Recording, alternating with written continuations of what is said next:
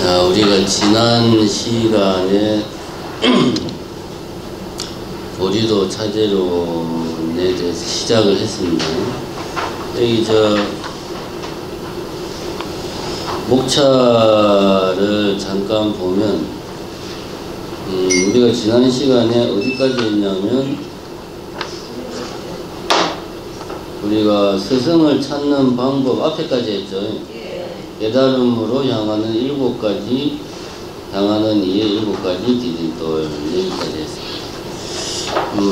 전체를 다 복습할 수는 없고, 그게 몇 페이지였더라? 자, 6페이지 다시 한번, 전체적인 내용을 요약한 걸 한번 읽어보겠습니다. 6페이지. 두 번째 단락, 수행 동기의 3가지 차원, 즉 3, 4도에 따른 수행의 길을 설파하였는데 수행의 처음 단계는 하사도에 가르친다. 하사도에서는 사막도에 떨어지지 않고 윤회의 좀 더 높은 단계로 환생하기 위해 공덕을 쌓고 계율을 지키는 것이다. 하사도의 수행 방편은 첫 번째, 무상과 죽음을 생각하고, 두 번째, 사막도의 고통을 생각하고, 세 번째, 삼보만이 윤회의 세계에서 우리를 구원해 줄 수 있는 힘이 있음을 믿고, 네 번째, 삼세 인과를 분명히 믿어 공덕을 쌓고 계율을 지킬 것을 강조한다. 중간 단계인 중사도는 윤회의 세계에서 벗어나 번뇌를 끊고 열반을 정득하기 위해 수행해가는 길을 가르칩니다. 최상의 단계인 상사도는 오리심을 바라고 보살행을 닦아 중생을 구원하는 법문을 담고 있다. 이게 이제 보리도 차제론 내용을 한 페이지로 요약을 한 거죠. 자, 요것만 가지고 잠깐 복습을 하고 넘어가겠습니다. 보리도 차제로는 이 티베트 불교만의 어떤 특수한 뭔가가 아니고 여러분들 기억하실지 모르겠지만 티베트 스님들이 부처님의 가르침을 나름의 방식으로 재구성한 게 보리도 차제론이다. 재구성했을 때의 기준은 어떻게 하면 그 사람의 근기에 따라서 하사도, 중사도, 상사도 3단계로 나눠 가지고 윤회에서 더 높은 단계로 태어나고자 수행하는 단계.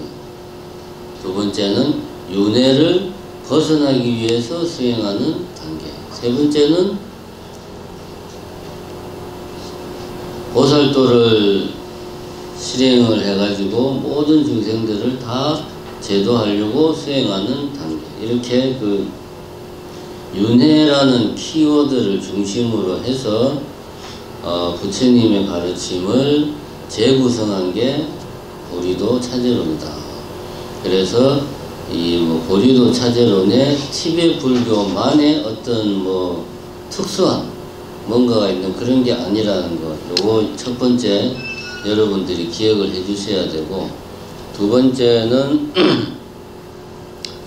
이제 우리가 저번에 이제 한 거는 본격적인 하사도, 중사도, 상사도 수행에 들어가기 전에 어떤 마음가짐을 가져야 되고 어떤 자세를 가져야 되고 주변을 어떻게 정결하게 해야 되고 자선을 할 때 자세는 어떻게 해야 되고 이런 이야기들이 앞에 나와 있는데, 사실 수행의 준비 단계에 관련된 내용들만 제대로 해도 우리가 일상생활을 하는데 불자로서 정말 아주 신심 있는 불자로 살아가는 데는 아무런 문제가 없다. 제가 볼 때는 그렇습니다. 그래서 이제 여러분들이 다시 한 번 더 그 내용들을 어차피 책에 다 나와 있는 내용들을 같이 이제 강도 가는 방식이니까 여러분들이 다시 한번 복습하는 마음으로 읽어보시고 내용을 되새기기 바랍니다. 네, 오늘은 이제 본격적인 하사도 수행에 들어가기 전에 스승을 찾는 방법에 대해서 하고, 그 다음에 쉴 때도 항상 마음을 살펴야 된다. 이 부분부터 시작을 하겠습니다. 그러니까 오늘 하는 부분은 올바른 수행 방법이 뭐냐, 그 이야기를 이제 하고 있는데, 지난번에 우리가 수행할 때의 행동, 수행 전에 뭘 해야 되나, 수행의 기본이 뭐냐, 이런 이야기는 지난번에 했고, 두 번째 스승을 찾는 방법, 세 번째 수행하지 않을 때 어떻게 해야 되는가, 이런 이야기를 오늘 하고, 그 다음에 올바른 수행 방법을 찾았다면 이 마음가짐을 어떻게 내가 가져야 될까 하는 부분이 이제 여기에서부터 하사도, 중사도, 상사도의 이야기가 나옵니다. 그래서 하사도 수행에 먼저 들어가기 전에 보면은 인간으로 태어나기 힘들다는 걸 알아야 된다. 요 이제 목차 지금 보고 있습니다. 두 번째 이제 귀한 인간의 몸은 내 생에 다시 얻기 힘듦을 알아야 된다. 요런 생각을 일단 기본으로 깔고 그 다음에 하사도 수행에 들어가야 된다.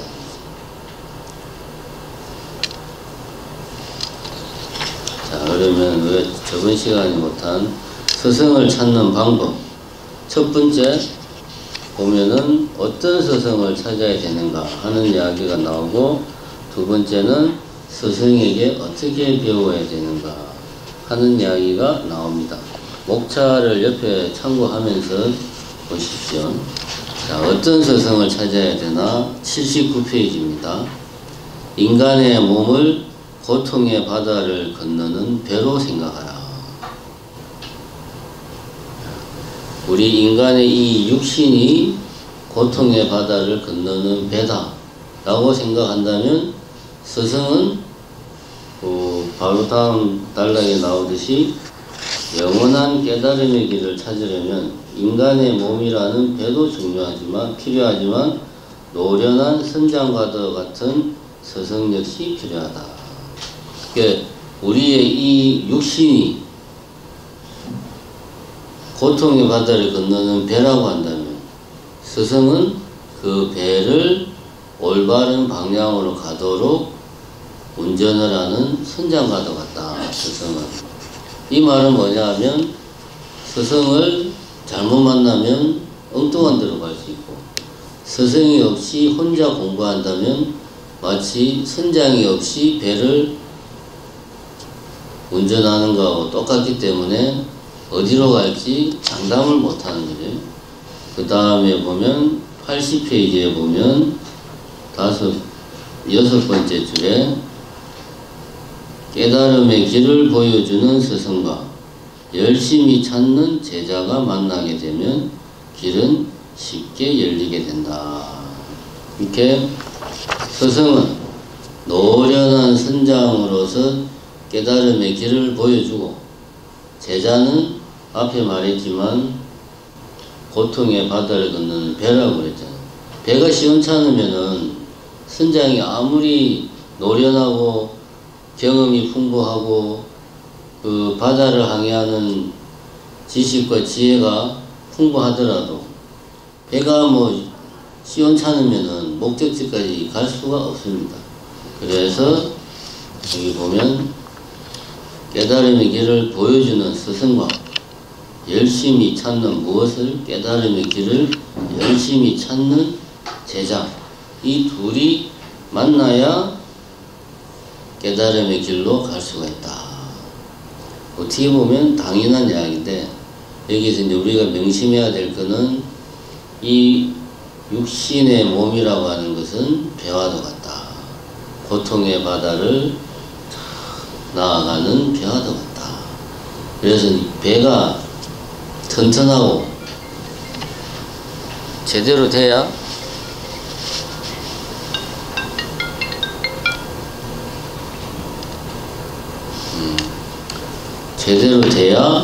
우리가 목표를 향해 갈 수가 있는 겁니다. 자, 그 다음에 보면 바로 다음 줄입니다. 스승에게 공양을 올리는 것으로도 깨달음의 길에 가까워질 수 있다.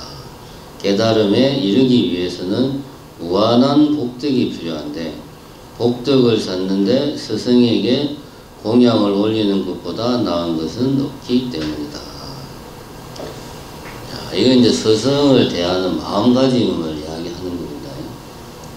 스승이라는 존재는 단지 나에게 어떤 올바른 길을 제시하는 사람이다. 나는 그 스승의 지혜와 지식을 배우기만 하면 된다. 이런 마음가짐으로는 내가 그 스승이 제시하는 올바른 길로 나아갈 수가 없다라는 이야기를 지금 하고 있는 겁니다. 그러니까 공양을 부처님에게 공양을 올리는 것만큼 스승에게 공양을 올리는 게 복을 많이 짓는 일이다 라고 여기 지금 나와 있습니다. 복덕을 쌓는데 스승에게 공양을 올리는 것보다 나은 것은 없다. 제가 지난번에 한 것 같은데 복덕, 공덕, 뭐 덕행 이런 말들에 의미하는 바를 한번 이야기했었죠. 여기서 이제 덕이라고 하는 것은 하나의 그 활동, 가능성, 힘, 내 안에 내재해 있는 어떤 가능성, 힘, 쌓여 있는 힘 그런 겁니다. 복덕이라 하면 뭐 복덕이나 공덕이나 따지고 보면 같은 거지만 내가 어떤 그 선업을 지었을 때 그 선업의 힘, 가능성이 내 안에 쌓여 있는 거죠. 그래가지고 이것이 행동으로 겉으로 드러나면 뭐가 됩니까? 이게 이제 덕행이 되는 거죠. 그죠? 덕은 하나의 가능성, 하나의 힘, 이런 거고, 행은 그 하나의 가능성이나 힘이 밖으로 드러난 게 행이 되는 겁니다. 그래서 복덕을 쌓는다라고 하는 말은 내가 안에 어떤 힘을 많이 쌓는 거예요. 가능성을, 뭔가를 할 수 있는 가능성을 많이 쌓는 거예요. 이게 많이 쌓여 있으면 조금만 노력을, 어떤 행동을 해도 원하는 결과를 얻을 수 있는 겁니다.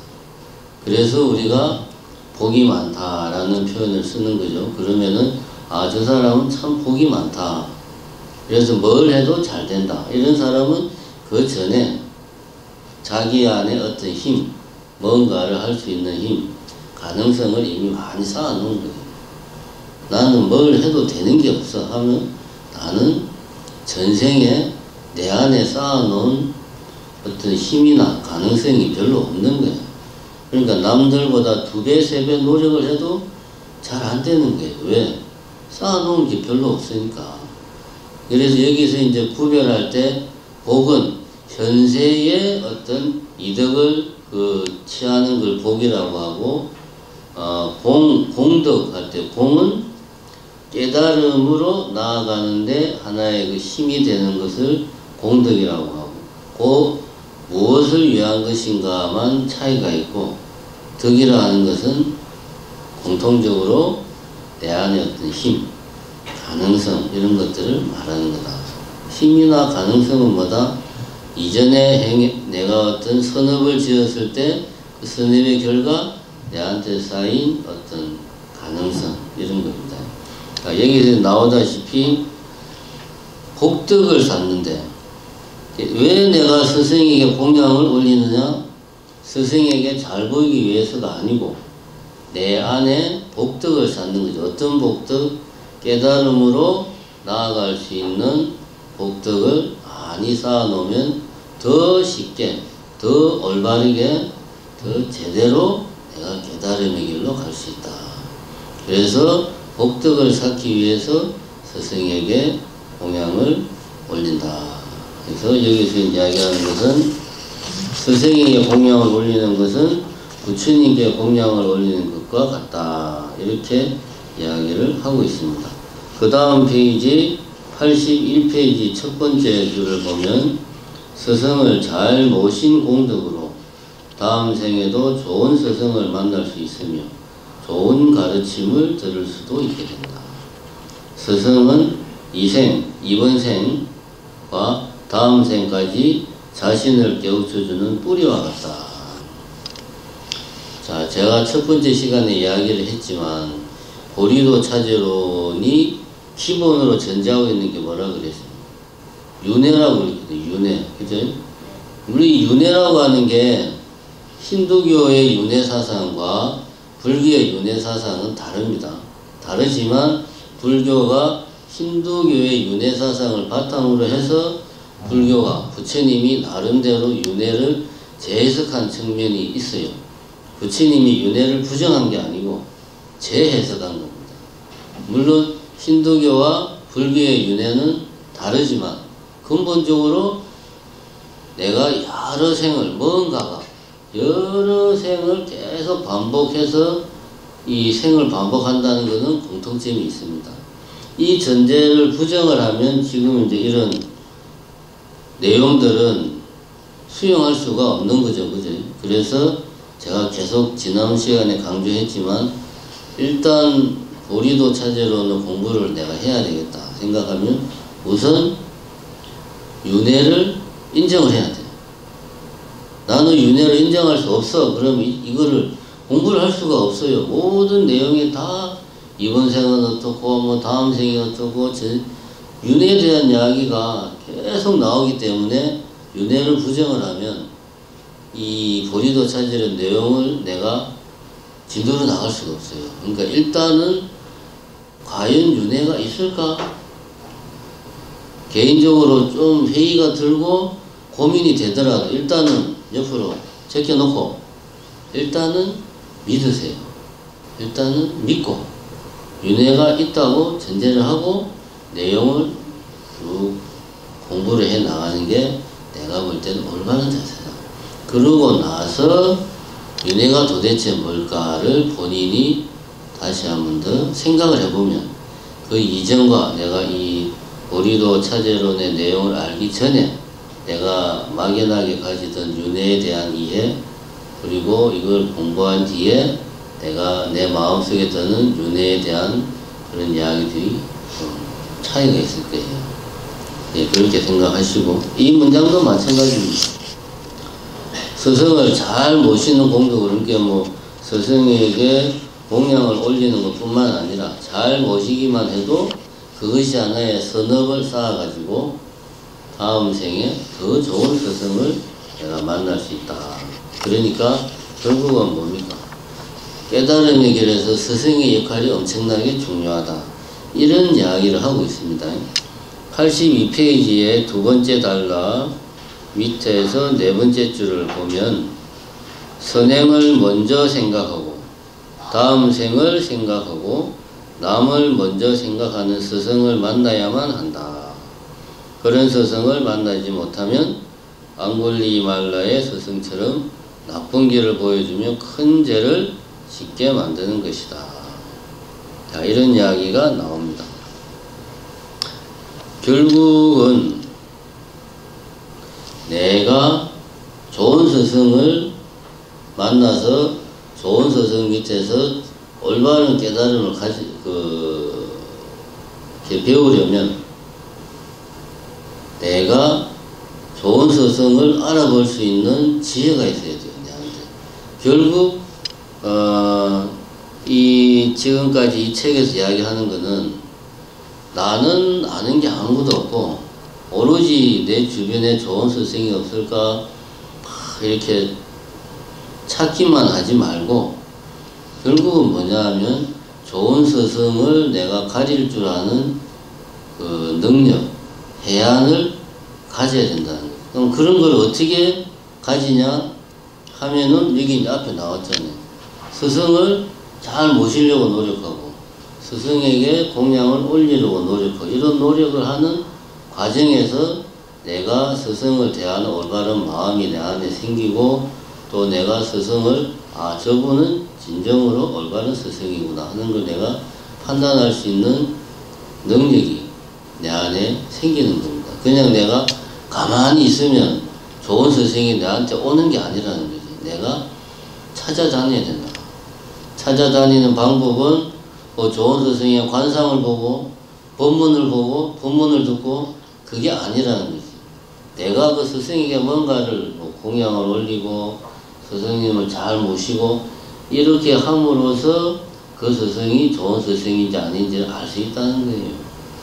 그런 이야기를 하고 있습니다. 두 번째는 스승에게 어떻게 배워야 하는가 보면,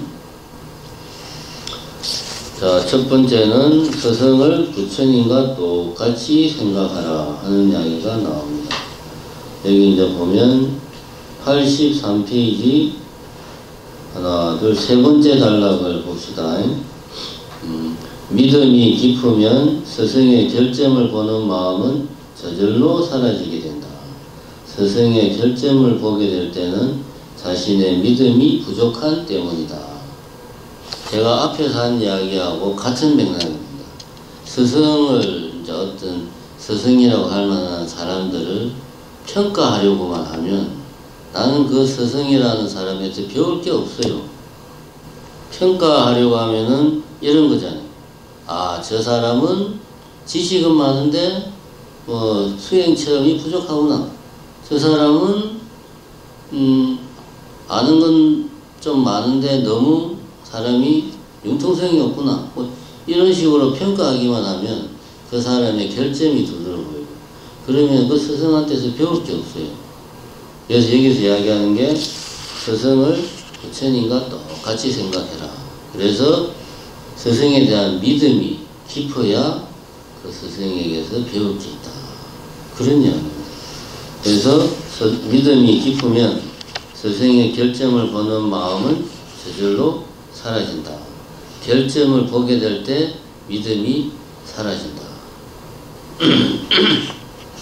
요 부분은 단지 어떤 그 스승을 대하는 마음가짐만을 이야기하는 게 아닙니다. 우리가 대인관계에서 사람을 대할 때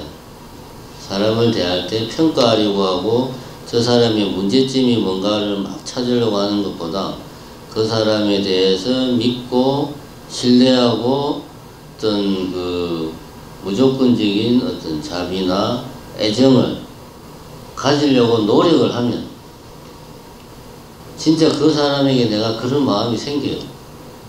근데 그게 아니고 그 사람을 보고 따지고 평가를 먼저 하려고 하면 애정이 안 생깁니다. 몇 점, 너는 몇 점, 너는 몇 점, 뭐, 아니, 너는 이래서 문제, 저래서 문제. 이렇게 하면 당연히 그 사람에게 애정이 안 생기죠. 그럼 내가 그 사람을 믿고 신뢰하고 자비심을 그 사람이 보이지 않는데 상대방이 누가 내한테 이쁘다고 그러겠어요. 똑같은 거거든. 결국 이거는 스승을 대하는 뿐만 아니라 대인관계에서 우리가 어떤 자세를 가져야 되나 하는 것을 보여주는 거예요. 이 티베트 불교의 가르침에서 좋은 것 중에 하나는 우리가 이제 성경에서 그런 말이 있잖아요. 성경에서 구약이 제일 먼저 어떻게 시작합니까? 태초에 말씀이 있었다라고 그러잖아요. 근데 이제 불교적인 입장에서 보면 가장 먼저 이론과 실천 중에 무엇이 먼저냐 하면 불교의 가르침에서는 실천이 먼저다. 왜 내가 이거 해야 되는지 잘 몰라도 일단 하라 이거야. 하면서 아 이걸 내가 이래서 해야 되는구나 라고 스스로 깨닫는 거, 이게 불교에서는 중요합니다. 물론 그렇게 깨달아서 이해가 깊어지면 실천도 더 철저하고 더 폭넓은 실천이 이루어지겠죠. 근데 굳이 둘 중에 뭐가 먼저냐 하면 일단 노력을 해라는 겁니다. 그래서 불교에서는 공덕을 강조하다. 공덕에서 공은 말 그대로 공을 들인다. 노력하는 거예요. 노력하면 더 내 안에 뭔가가 쌓인다. 그것이 나중에 나에게 뭐로 돌아온다? 하나의 그 좋은 과거로 이제 득행으로 내가 어떤 행동을 할 때 내 안에 쌓여있는 그 힘들이 더 좋은 쪽으로 더 편하게 더 힘있게 나에게 작용을 하는 거죠. 그래서 불교에서는 이론보다는 실천을 중시합니다. 잘 모를 때는 일단 하고 보는 거예요. 그게 이제 불교적인 입장에서 바로 보는 겁니다. 두 번째, 스승의 은혜를 생각하며 항상 존경하라. 여기 이제 첫 번째 요 내용하고는 조금 무관하지만 이런 말이 나옵니다. 지금 우리가 보는 것은 업식에 의한 것이므로 남이 보는 것과 같다. 여기서 우리나 남이나 다 같은 중생입니다. 그지? 우리는 중생이니까 우리가 보는 게 실제 객관적으로 그대로의 모습을 보는 게 아니고 중생들의 업식으로 본다 이거지. 예를 들어서 아기들은 물을 보아도 고름으로 여긴다. 요거를 일단 기본으로 깔고 생각을 해야 됩니다. 자, 그럼 스승의 은혜를 생각하며 항상 존경하라. 첫 번째, 어떤 마음으로 우리가 생각을 해야 되는가? 저 밑에서 두 번째 줄 84페이지 의사가 몸의 병을 치료해 주는 것과 같이 이 생의 모든 행을 다음 생의 성근으로 바꾸어주고 이 생의 행복과 득행을 다음 생에 좋은 곳에 태어나 깨달음을 얻을 수 있는 원인으로 바꾸어주는 스승들을 어떻게 은혜롭게 생각하지 않을 것인가. 그러니까 스승이 하는 일은 요번 생에 내가 뭔가를 이루겠다 그것이 아니고 이번 생에 내가 뭔가를 한 것이 다음 생에 하나의 좋은 그 공덕으로 작용을 할게 해주는 사람, 그게 바로 스승의 역할이다. 이번 생에 뭔가를 끝내려고 하지 말라. 스승이 해주는 역할은 내가 다음 생에 내 안에 내 지금의 나의 행동이 다음 생에 좋은 성건으로 작용할 수 있도록 해주는 게 스승의 역할이다. 그런 이야기입니다. 두 번째, 우리가 지금 인간으로 태어나 원하는 것을 얻을 수 있고 수행을 할 수 있는 것은 전생의 계율을 잘 지키고 보시를 즐겨한 결과이다. 여기도 그 인과 응보의 내용이 나오죠. 전생에 내가 이렇게 해서 선업을 지었으니까 이번 생에 이러이러한 공덕이 내 안에 있다. 계속 강조하지만 공덕은 공을 들여서 덕, 내 안에 쌓인 겁니다. 어떤 공을 들였냐? 전생에 내가 계율을 지키고 보시를 즐겨하는 그런 내가 업을, 행위를 하면 그것이 쌓여서 이번 생에서 내가 원하는 것을 얻을 수 있고 수행을 할 수 있는 그런 하나의 그 공덕이 내 안에 쌓이는 거라는 거죠. 이렇게 자신의 지닌 모든 좋은 점들은 모두 스승들의 은혜로 인함인데 요즘 대부분의 사람들은 자신이 대단하다 라고 잘못 생각하고 있다. 자, 요게 이제 지금 우리나라 같은 경우에는 그렇습니다. 이제 티베트 불교는 뭐 여기서 쭉 나오지만 스승의 중요성을 아주 많이 강조를 해요.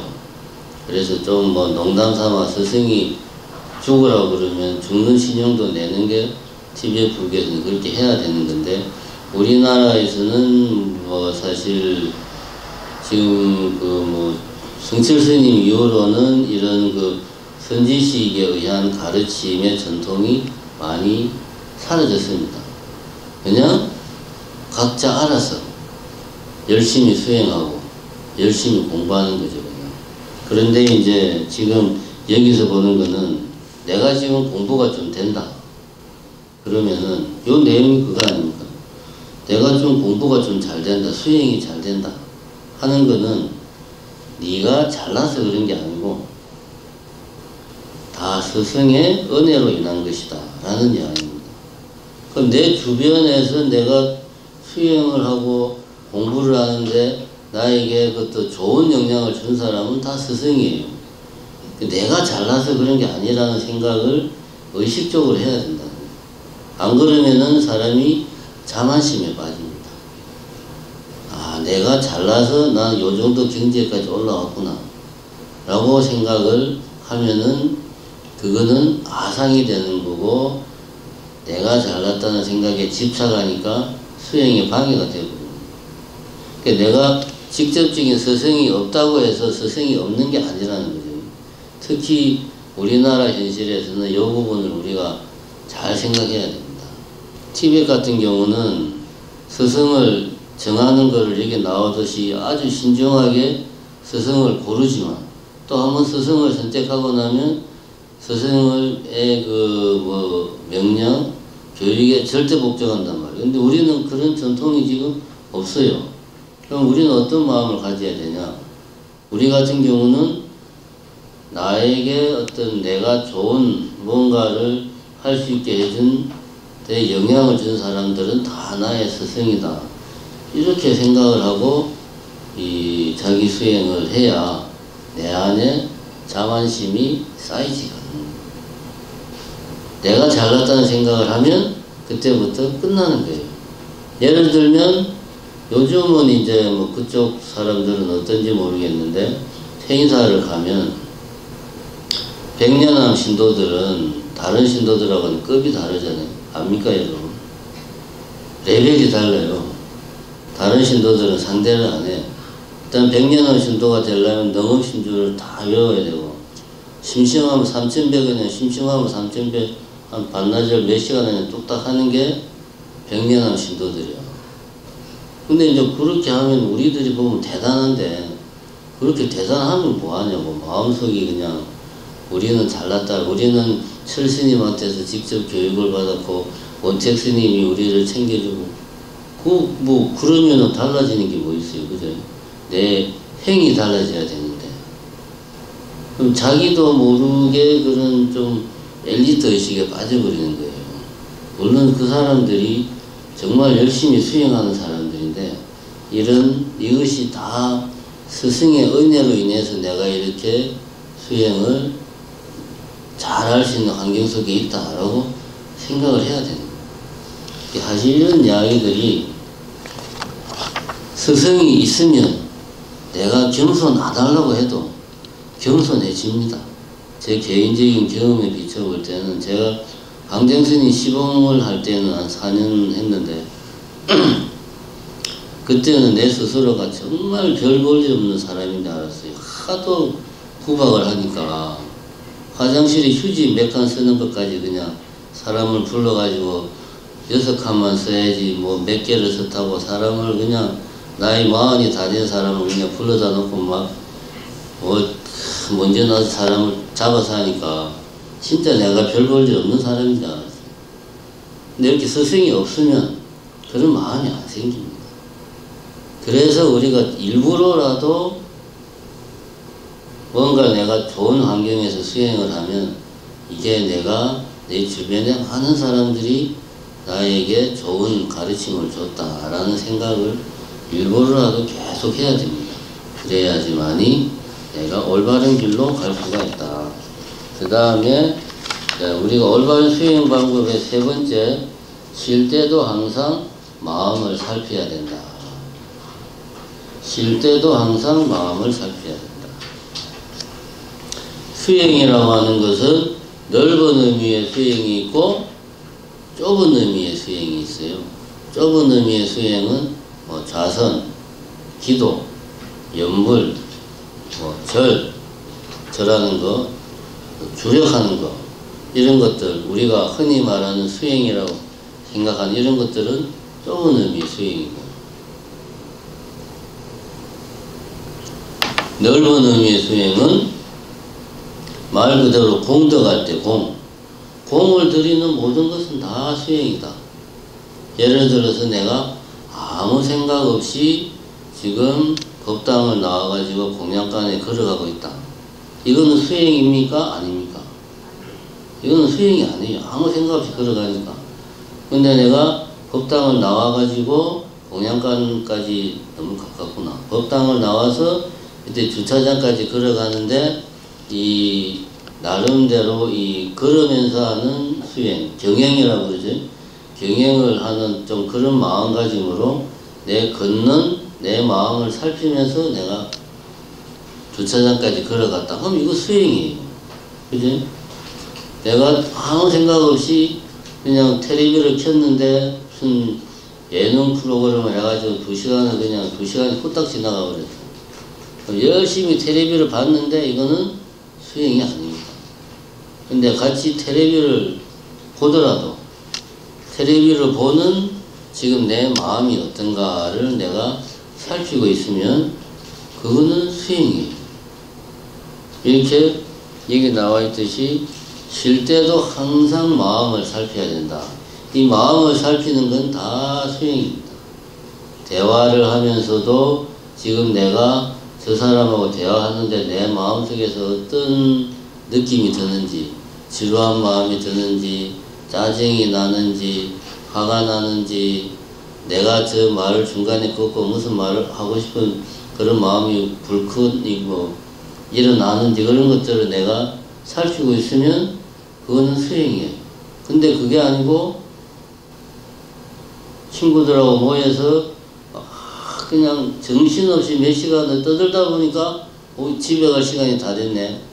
이거는 말 그대로 그냥 수다만 된 겁니다. 이렇게 수행이라고 하는 것은 항상 내 마음을 살피는 모든 행동은 다 수행이다. 이런 수행은 공덕이 되는 거죠. 공을 들이면 어떻게 됩니까? 덕. 그게 하나의 내 안의 가능성과 힘으로 쌓이는 거예요. 아무 생각 없이 열심히 수다던 거는 내 안에 좋은 각오로 남는 게 없어요. 근데 내가 내 마음을 잘 살피면 그것이 내 안에 좋은 각오로 쌓인다. 공덕이 된다. 어떤 공덕? 깨달음으로 가는 하나의 공덕이 된다. 그런 이야기입니다. 그래서 여기 이제 쉴 때도 항상 마음을 살펴야 된다. 86페이지에 보면 네 번째 줄에 신구의 이 세문을 잘 지키면 나쁜 죄들이 들어올 수 없게 된다. 여러 사람과 같이 있을 때는 자신의 입을 살피고 혼자 있을 때는 자신의 마음을 살피라 라고 이렇게 이야기가 나옵니다. 요것이 넓은 의미의 수행입니다. 그래서 생각을 수행이란 내가 뭔가 애서 의식적으로 하는 것들은 다 수행이 될 수 있다. 또 다 그게 수행이 돼야 된다. 어떻게? 내 마음을 살필 때 그건 수행이 된다. 이 이야기가 그겁니다. 신구의 세문만 잘 지키면 내 마음을 살피는 건 이 안에 다 들어갑니다. 그죠? 그게 바로 수행이다. 넓은 의미의 수행이다. 자, 그 다음에 밑에서 다섯 번째 줄을 보면 이런 말이 나옵니다. 마음을 자세히 살피지 않고 저작거리를 돌아다니거나 망념에 사로잡히면 한 걸음 옮길 때마다 하나의 죄가 생겨나서 끝내는 무거운 죄업을 짊어질 수밖에 없다. 제가 아까 이야기했죠. 친구분들하고 몇 시간 동안 정신없이 수다를 떠는 것은 전혀 수행이 아닙니다. 그거는 좋은 각오로 내 안에 쌓이질 않아요. 그 이야기를 여기서 하고 있는 겁니다. 자, 그러면 이제 우리가 세 번째, 올바른 수행 방법을 찾은 후 마음을 변화시키는 방법. 결국 수행이라고 하는 것은 뭐다? 마음을 변화시키는 방법이에요. 내가 수행을 해서 육체적인 체력이 뭐 튼튼해지고 근육이 늘어나고 그게 아닙니다. 수행을 왜 하느냐? 깨달음을 얻기 위해서인데, 깨달음을 얻는다는 건 다르게 말하면 마음을 변화시키는 거예요. 그래서 이 세 번째, 마음을 변화시키는 방법에는 크게 세 가지가 있다. 하사도의 길, 중사도의 길, 상사도의 길. 세 가지가 있다. 이게 뭐 당연한 이야기 같은데 왜 수행을 하는가? 내 마음을 바꾸기 위해서 하는 거예요. 다른 데 목적이 있는 게 아닙니다. 꼭 우리가 마음속에 염두에 둬야 돼요. 내 마음을 바꾸기 위해서 수행을 하는 거예요. 그 수행의 방법이 세 가지가 있다는 거죠. 이 세 가지는 한 개인이 하사도, 중사도, 상사도의 단계를 밟아서 발전해 나가는 길을 가는 뭐 그런 과정을 설명하는 것일 수도 있고, 아니면은 뭐 통상적으로 이야기하듯이 근기가 높은 사람들은 처음에 바로 상사대 수행으로 처음부터 들어가고, 근기가 낮은 사람은 하사대 수행으로 들어가고, 이렇게 볼 수도 있습니다.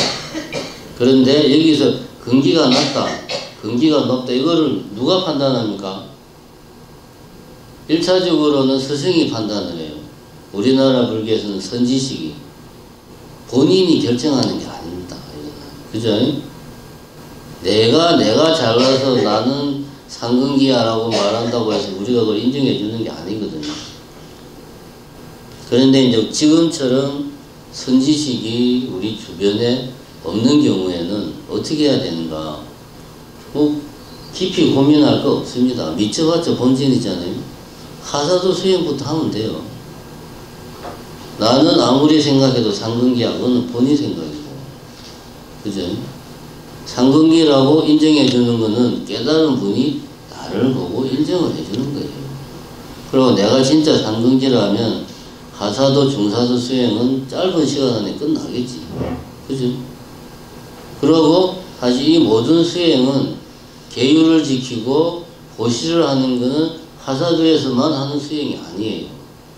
내가 상사도 깨달음을 자비심을 키우는 수행을 할 때도 필요한 겁니다. 이런 수행들이. 그렇기 때문에 나는 내가 생각해도 좀 공부가 된 것 같아. 그래서 가사도 이거는 딱 보니까 이거는 이제 불교 갓 들어오는 처음 초보자들이나 하는 거구나. 그럼 나는 중사서부터 봐야 되겠네. 이게 아니라는 거죠. 그 판단은 선지식이 한다는 거. 그리고 모든 수행은 다 필요하다는 거. 이것이 어떤 상사도 수행의 단계에 가면 하사도 중사도 수행은 필요 없다, 그런 게 아니라는 겁니다. 모든 수행은 다 필요한 거다. 자, 그러면 첫 번째 올바른 수행 방법을 찾은 후에 마음을 변화시키는 방법에는 세 가지가 있다고 그랬는데, 그 세 가지의 방법을 공부하기 전에 먼저 인간으로 태어나기 힘들다 라는 이 사실을 내가 마음 깊이 새기고 있어야 된다. 그 이제 여기 목차에 보면 나오죠. 3-1 인간으로 태어나기 힘듦을 알아야 된다. 그 3-2 귀한 인간의 몸은 내생에 다시 얻기 힘듦을 알아야 된다. 이 이야기를 왜 하냐 하면, 수행은 지금 이 순간 하는 거거든. 지금 이 순간. 내가 인간의 몸을 받았을 때, 계속 강조하지만 보리도 차제로는 윤회를 기본 전제를 하고 있습니다. 내가 전생에 표현은 그렇지만 바퀴벌레였을 수도 있고, 그지? 내가 바퀴벌레로 생을 살면서 선업을 많이 쌓았을 수도 있죠. 나는 모르겠지만. 근데 지금 나는 어떻게 자연스럽게 인간의 몸을 받아 태어난 거야.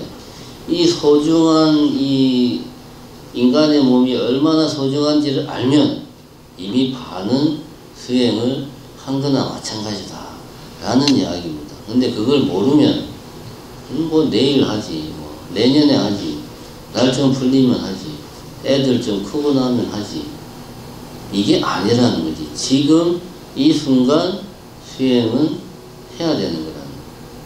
내가 할 수 있는 선에서 할 수 있는 방법으로. 그렇게 하려면 제일 중요한 마음이 내가 인간으로 태어났다는 게 엄청나게 행운이구나 하는 생각을 해야 된다. 이제 첫 번째 보면 인간으로 태어나기가 힘듦을 알아야 된다. 여기에는 이제 8유가와 19족이라 하는 게 나옵니다. 8유가라고 하는 것은 수행할 수 있는 8가지 조건 이렇게 있습니다. 87페이지에 보면 수행할 수 있는 8가지 조건. 첫 번째는 제일 밑에 줄, 아기로 태어나면 굶주림의 고통으로 인하여 수행할 수 없다. 자, 우리가 육도 윤회를 이야기하잖아요. 육도가 뭡니까? 지옥, 아기, 축생, 인간, 아수라, 천상. 이 육도란 말이에요. 이 육도 중에서 인간으로 태어난 것이 아주 행운이다. 그 이야기를 하고 있는 거예요. 다른 게 아니라. 그래서 아기로 태어나면 굶주림의 고통 때문에 수행할 수가 없다. 뭐 어떻게 보면 당연한 이야기죠. 두 번째, 네 번째 줄에 보면 축생으로 태어나면 난폭함과 무지 때문에 수행할 수 없다. 그러니까 개나 소나 뭐 돼지나 말이나 이런 짐승으로 태어나면 난폭함과 무지 때문에 수행할 수 없다. 맞는 이야기입니다. 세 번째, 오래 사는 신으로 태어나면 마치 잠을 자는 것과 같다. 즉 기쁨에만 마음이 끌려 의미 있는 일은 하나도 못하고 죽게 된다. 그래서 수행하기 힘들다. 이건 이제 아수라를 말합니다. 아수라. 세 번째. 그럼 이제 뭐뭐 남았어요? 지옥하고 천상이 남았죠. 지옥은 말 안 해도 거기서는 수행할 수 없을 거고, 천상. 89페이지에 보면 세 번째 줄, 천상에도 신의 북과 신통한세, 법원 등은 있지만 스승에 의지하여 배우거나 스승의 자세한 가르침은 받을 수 없다. 천상에 태어나도 수행할 수 없다. 아기, 축생, 아수라, 천상 이런 데 태어나면 수행을 하기가 어마어마하게 힘들다. 그래서 인간으로 태어났을 때 비로소 수행하기가 좋다. 이런 이야기를 여기서 하고 있습니다. 그 다음에 이제 보면 이게 뭐냐, 그 다음 단락의 세 번째 줄, 부처님의 지금 4개 했죠. 다섯 번째가 그 다음 단락의 세 번째 줄, 부처님의 가르침이 없는 땅에 태어나거나, 부처님의 가르침을 들어도 이해할 수 없는 백치로 태어나거나, 악견을 지니고 태어나거나, 잘못 이야기했어요. 세 번째 줄에 부처님의 가르침이 없는 땅에 태어나거나, 다섯 번째, 여섯 번째, 부처님이 계셨는지도 모르는 시대에 태어나거나, 일곱 번째, 가르침을 들어도 이해할 수 없는 백치로 태어나거나, 여덟 번째, 악견을 지니게 되거나 하면 이게 뭡니까? 팔유가. 이런 상황에서는 수행을 할 수 없다는 거지. 그러니까 아기, 축생, 아수라, 천상계에 태어나거나 인간계에 태어났는데 부처님의 가르침이 없는 땅에 태어났거나, 부처님의 가르침을 들어도 내가 이해를 못하거나, 부처님이 계신지도 모르는 시대에 태어났거나, 악견을 가지고 잘못된 생각을 너무나 뿌지밖에 가지고 태어나면 역시 수행을 못한다 이거지. 이 8가지 조건에서는 수행을 못한다. 근데 요거를 우리가 실제로 그러면 이거는 이제 액면 그대로 받아들이면 이렇게 생각할 수 있어요. 실제로 내가 축생으로 태어나면 수행을 못하는구나. 맞는 말이죠. 내가 아기로 태어나면 수행을 못하는구나. 맞는 말이지. 천상으로 태어나도 천인으로 태어나면 너무 편하니까 수행을 못하고, 여기도 나왔지만 신으로 태어나면 마치 그냥 멍한 상태로 잠을 자듯이 있으니까 맞는 말입니다. 근데 이거를 액면 그대로 이해할 수도 있고, 내지는 우리가 수행을 하는 이 하나의 수행자라는 입장에서 내가 어떤 마음가짐으로 살아야 되나 했을 때, 자, 첫 번째, 아기와 같은 마음. 그러니까 굶주림의 고통에 항상 내가 시달린다. 이건 뭡니까? 뭔가에 내가 굶주림이라는 것은 정신적인 어떤 결핍이잖아요. 뭔가에 내가 집착하는 마음이 강하면 수행을 할 마음의 여유가 없어요. 수행을 못해요. 그러면 뭔 이야기입니까? 자식이 너무 소중하면 자식 잘 되는 생각밖에 없으니까 내 공부할 마음의 여유가 없어요. 두 번째로, 축생으로 태어나면 난폭함과 무지 때문에 수행을 못한다. 사람이 성질이 난폭하면, 조금만 뭔 이야기하면 버럭버럭 하려고. 성격이라면 역시 수행하기가 힘들다. 그럼 먼저 그 성격부터 어떻게 해야 됩니까? 내가 다스려야 돼요. 성격이 말이야, 뭐 좀만 기분 나쁘게 말하면 손부터 먼저 나가고 버럭 소리를 지르는 사람이 참선을 잘한다고 하면 그게 그 사람의 수행에 과연 얼마나 도움이 될까?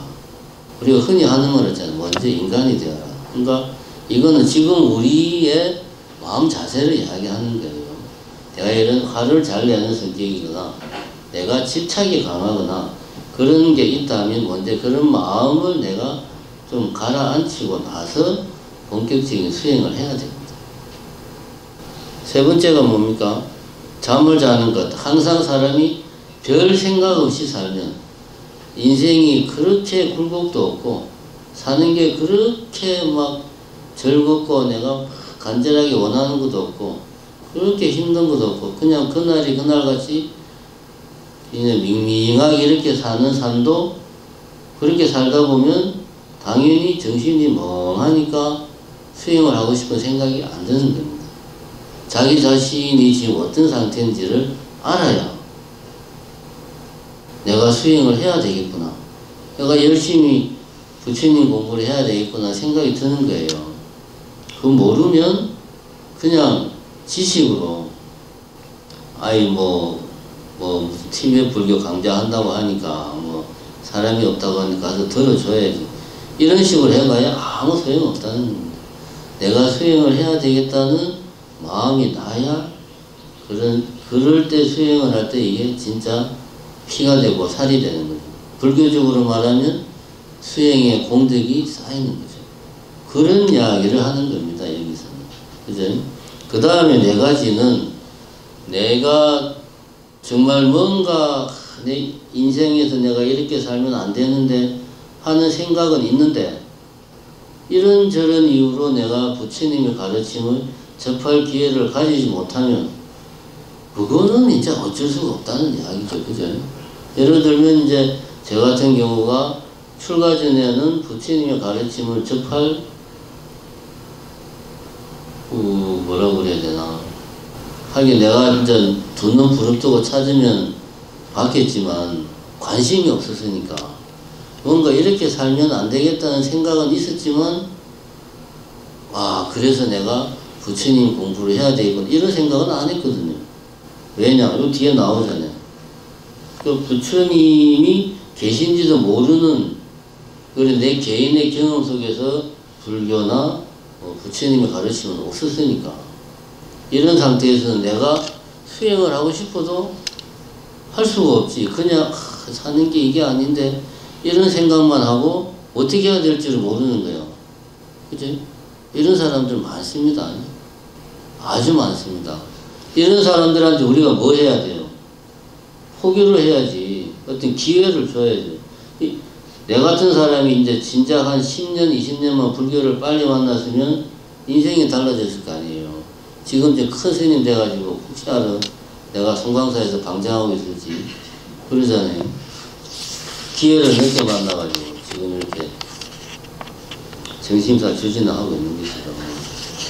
자, 어쨌든 이 8가지 8유가는 실제로 뭐 지옥, 악이, 전상, 아수라로 태어나는 면수행을 못한다 이런 말이기도 하고 다른 한편으로는 내가 어떤 마음가짐으로 지금 내가 살고 있는가를 내가 모르면 내 안에서 수행을 하고 싶다는 생각이 안 나요. 그리고 내가 뭔가 문제가 있다고 내가 어떤 상태인지를 알아도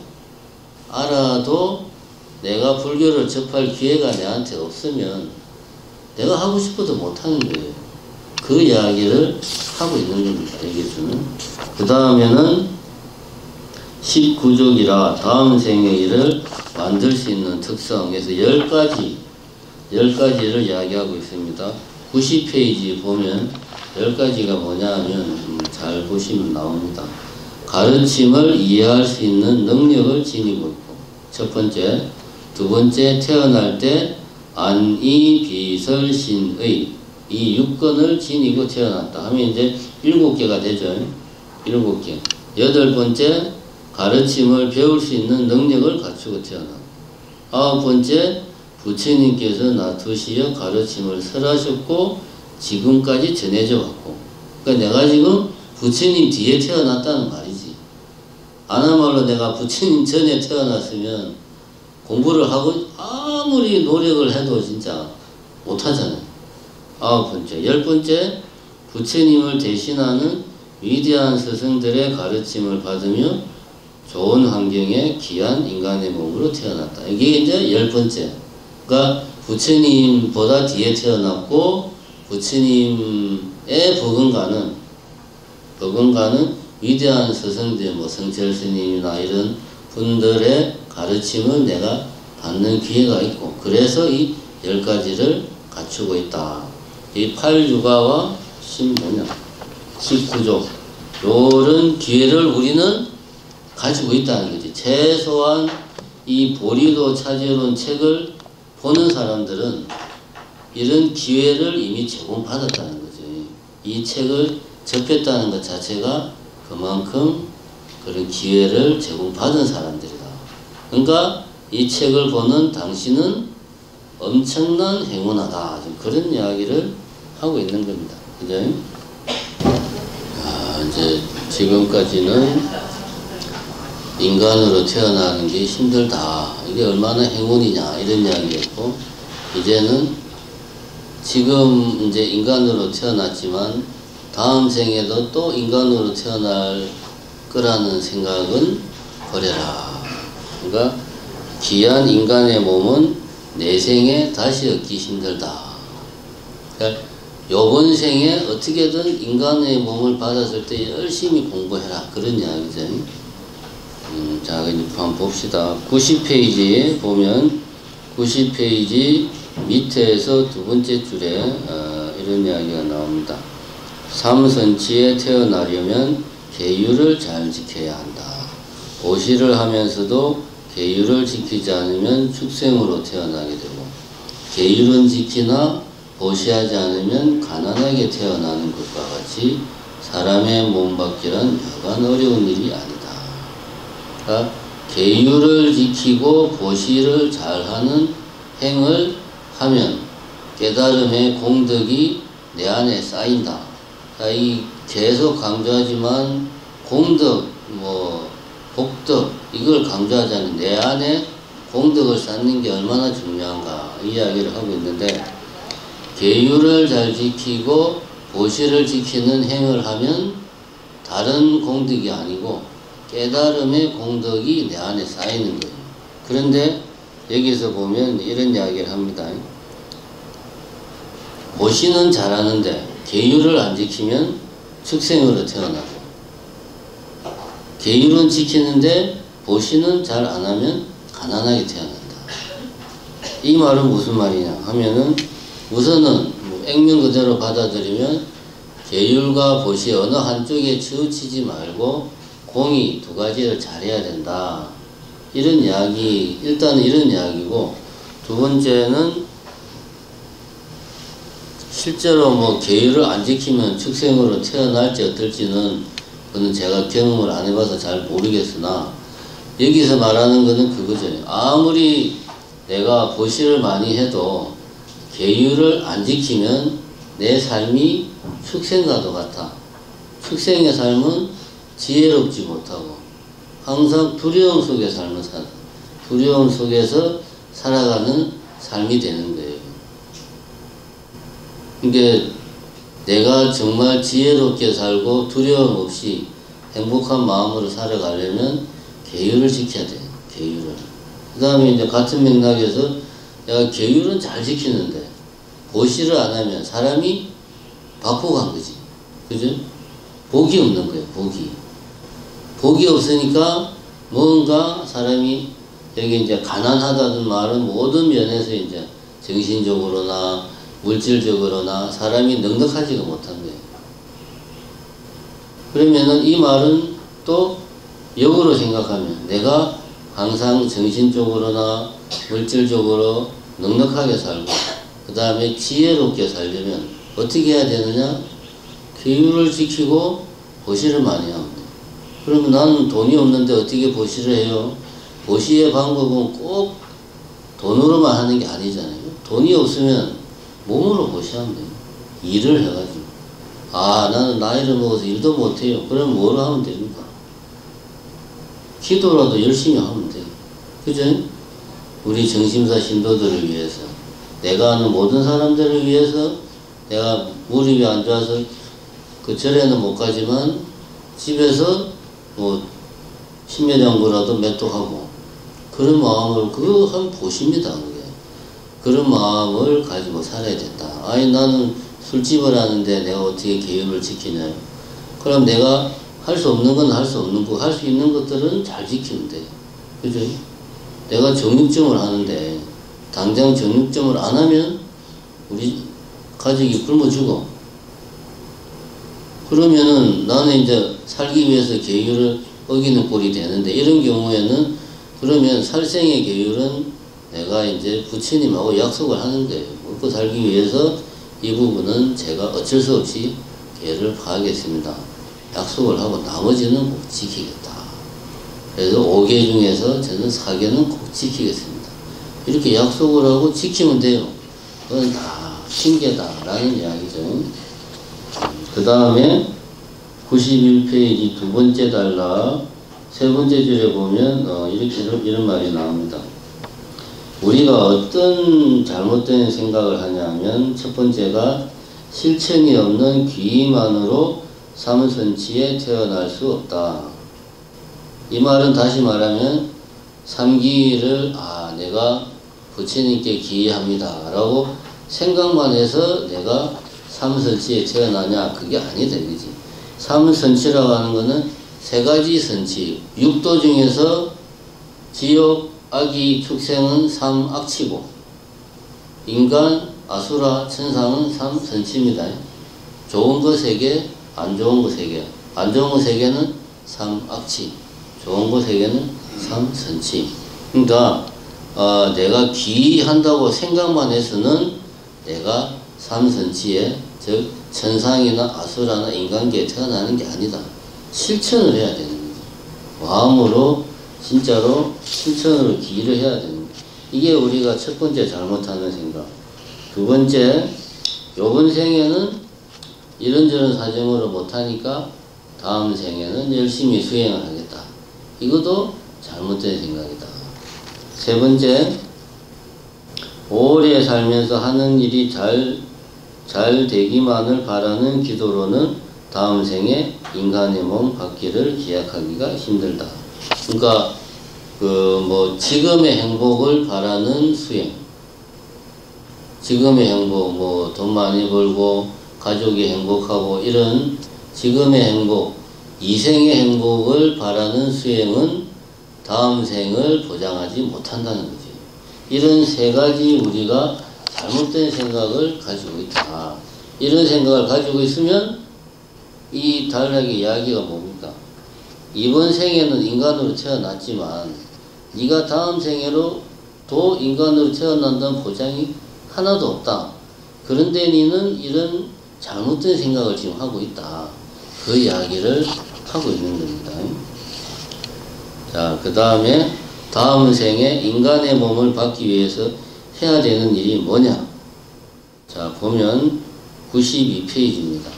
다음 생에 좋은 곳에 태어나는 것도 지금 귀한 몸을 얻었기 때문에 가능한 것이다. 이제 다음부터 보면 계율을 잘 지키고 널리 보시하면 다음 생에 좋은 곳에 태어날 뿐 아니라 많은 재물도 얻을 수 있게 된다. 또한 인욕은 다음 생에 좋은 친지를 얻고 훌륭한 용모를 지니게 하는 공덕을 낳는다.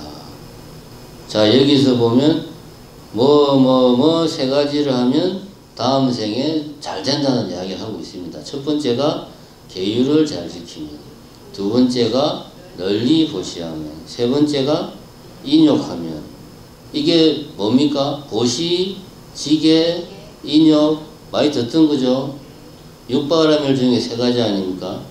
나머지 보시, 지계, 인욕, 네 번째는 선정, 정진, 반야. 뒤에 세 개는 이제 좁은 의미 수행이잖아. 정진, 열심히 수행해라. 선정, 마음 집중을 잘해라. 이것이 뭐다? 지혜다. 그러니까 육바라밀에서 실질적으로 내가 일상생활에서 필요한 덕목은 앞에 세 개입니다. 보시, 지계, 인용. 이 말은 뭐냐? 육바라밀을 내가 열심히 하면 다음 생에 또 인간으로서 아주 복받은 인간으로 태어날 수 있다. 그런 이야기입니다. 이 말은 또 역시 액면 그대로 내가 이번 생에 육바라밀을 열심히 하면 다음 생에는 지금보다 더 나은 삶을 살겠구나 라고 생각을 해도 된다라는 이야기로 받아들일 수가 있고, 그 다음 이거를 다른 측면에서 육바라밀을 열심히 수행하는 것은 결국은 뭐다? 내가 지금보다 더 나은 나 자신을 위해서 육바라밀 수행을 열심히 하는 거다.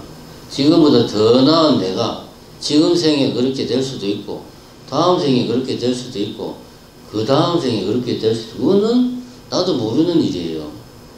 다만 나는 뭘 쌓는다? 육바라밀을 열심히 해서 내 안에 깨달음의 공덕을 쌓는 거예요. 그 공덕이 언제 득행으로 발현될지는 모르는 일이에요. 그거는 인연이 맞으면 발현이 되는 겁니다. 결국 여기는 육바라밀을 이야기하고 있는 거예요. 뭐 말은 그냥 좋은 말만 쓰는 것 같은데 사실은 육바라밀을 열심히 해라. 육바라밀에서 앞에 세 개가 우리가 일상생활에서 지키고 해야 되는 덕목이다 이거예요.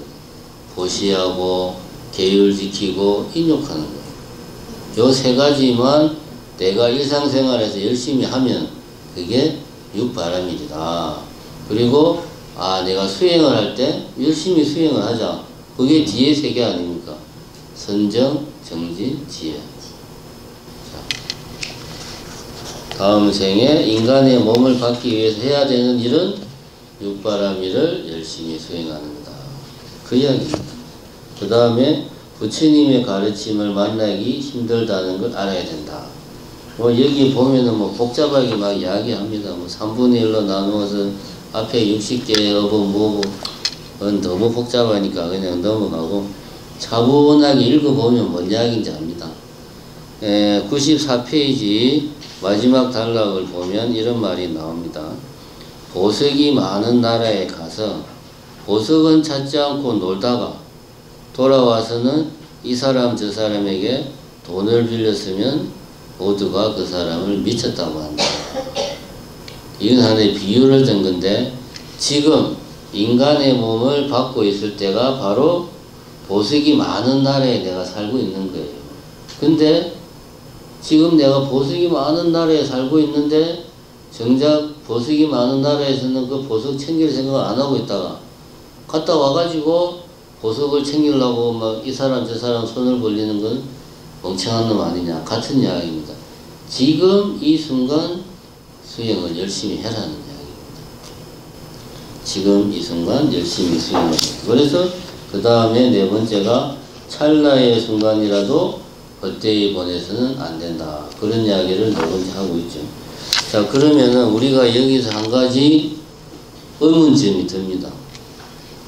수행을 열심히 하면 지금보다 더 나은 내 자신이 될 수 있다. 육바라밀 수행을 열심히 하면 지금보다 더 나은 내가 될 수 있다. 그런데 어떻게 하면 내한테 그런 마음이 생길까? 결국 문제는 이거거든요. 좀 그래도 뭐 절에 좀 다니고 불교 공부를 했다고 하면은 육바라밀을 해야 되고 뭐 계율을 지켜야 되고 다 아는데, 그런 마음을 내야 된다는 것도 아는데 잘 안 되잖아요, 이게. 그죠? 잘 안 되니까 문제죠. 수행을 해야 되겠다고 생각을 하는데 그 집에 가서 있으면은 그냥 아무 생각 없이 텔레비나 보다가 애들 뭐 퇴근해서 들어오면 같이 놀다가 뭐 잔소리 하다가 하다 보면 하루가 후딱 가버리는 거야, 그냥. 나는 그럴 생각이 아닌데 어떻게 하다 보니까 그냥 하루하루가 막 지나가. 문제는 이거거든요. 모르는 건 아닌데 그 수행을 해야 되겠다, 수행을 하고 싶다는 마음이 내 안에서 잘 안 일어나는 거야. 그럼 어떻게 하면 그 마음이 내 안에서 일어날까? 마치 정말 그 아름다운 여자가 내 앞에 쫙 나타났어요. 보는 순간 첫눈에 반해가지고 아, 나 저 여자는 무슨 일이 있어도 결혼을 할 거야. 이거는 옆에서 누가 하지 말라고 해도 그냥 공부 좀 하라고 그렇게 해도 공부를 그냥 안 하던 놈이 그냥 여자한테 빠지면 정신 못 차리고 그냥 어떻게든 뭘 해보려고 발악을 하잖아요. 그 경우는 확실한 동기부여가 된 거라고. 문제는 이겁니다. 어떻게 하면 우리 안에 수행을 위한 동기부여가 될까? 자, 요 지점부터 이제 본격적인 이야기가 나옵니다. 지금까지는 그 이야기죠. 자, 우리가 지금 흔치 않은 기회를 잡았으니까, 그제? 흔치 않은 기회를 잡았으니 이 기회를 놓치지 마라 라는 이야기를 한 거고, 그래서 내가 이제 이야기하는 거야. 나도 그거는 아는데 나도 하고 싶은데 마음이 동하지 않아. 어떻게 해야 되는 거야? 라고 이제 내가 물어보니까 그 다음에 나오는 이야기가 하사도, 중사도, 상사도 이렇게 수행 방법을 취하면 네 안에서 니도 모르게 아, 내가 수행을 해야 되겠구나 하는 마음이 생긴다는 거죠. 이게 뭡니까? 초발심이잖아. 초발심. 초발심시 변정각이라. 초발심이 곧 변정각, 올바른 깨달음이다. 시작이 반이다. 발심만 하면 게임 끝이다 그 말이에요. 발심이 제일 힘든 거예요. 그래서 발심하려면 어떻게 해야 되느냐? 이게 이제 하사도의 이야기입니다. 그러니까 이 하사도의 이야기는 문장 하나하나를 잘 보고 자기가 머릿속으로 뭐 미리 읽어보신 분들도 있겠지만 상상을 해야 돼. 상상을. 어떤 이런 상황, 저런 상황, 죽음에 대해서 초발심이 나온 이야기가 다 죽음에 대한 이야기잖아요. 그 상상을 자기가 해가지고 진짜 마음속에 어떤 절박함이 내 안에서 생겨나야 됩니다. 근데 그런 게 한두 번, 아, 그래, 나도 언젠가는 죽겠지. 이런다고 해서 절박함이 생기는 게 아닙니다. 사람은 기본적으로 게으른 동물이라 이런 거를 내가 수시로 내 마음속으로 훈련을 하고 내가 계속 되새김질을 해야지 그 내 마음속에 절박함까지는 아니더라도 내가 그래도 시간이 있을 때 좀 제대로 수행을 해야 되겠구나 하는 생각이 내 안에서 드는 겁니다. 정리하자면 하사도, 중사도, 상사도 수행을 이런 수행 방법은 결국 우리로 하여금 발심을 하기 위해서 이런 수행 방법을 제시하는 겁니다. 이게 어떤 뭐 매뉴얼이 아니에요. 매뉴얼은 그거 아니니까 내가 아무 생각 없이 그냥 매뉴얼대로만 하면 되는 게 매뉴얼이잖아요. 그거는 매뉴얼이고 이거는 매뉴얼이 아니고 이걸 보고 내 안에서 뭔가가 일어나야 되는 거죠. 그거를 위해서 하사도, 중사도, 상사도 이 내용들이 있는 거예요. 제가 강조하지만 이건 매뉴얼이 아니에요. 매뉴얼. 손님, 고객, 응대, 매뉴얼 그런 게 아닙니다. 마음속으로는 손님이 때려 죽이고 싶도 싫어도 겉으로는 고객님 안녕하세요 사랑합니다 뭐 이제 이거는 매뉴얼대로 하는 거잖아요. 이거는 그런 게 아니라는 거예요. 알겠죠?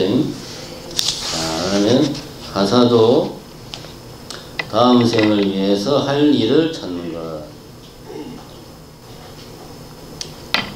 하사도 수행은 크게 두 가지로 나눠져 있습니다. 첫 번째는 목차를 한번 보십시오. 다음 생을 위해 해야 할 일을 찾는 것. 두 번째는 올바른 수행의 길을 찾는 방법. 그 두 가지 내용으로 구성되어 있다. 다음 첫 번째, 다음 생을 위해 해야 할 일을 찾는 것이 뭐냐?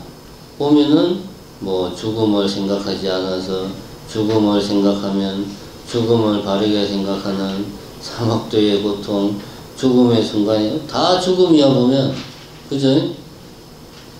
한마디로 말하면 뭡니까? 죽음을 생각해라. 그겁니다.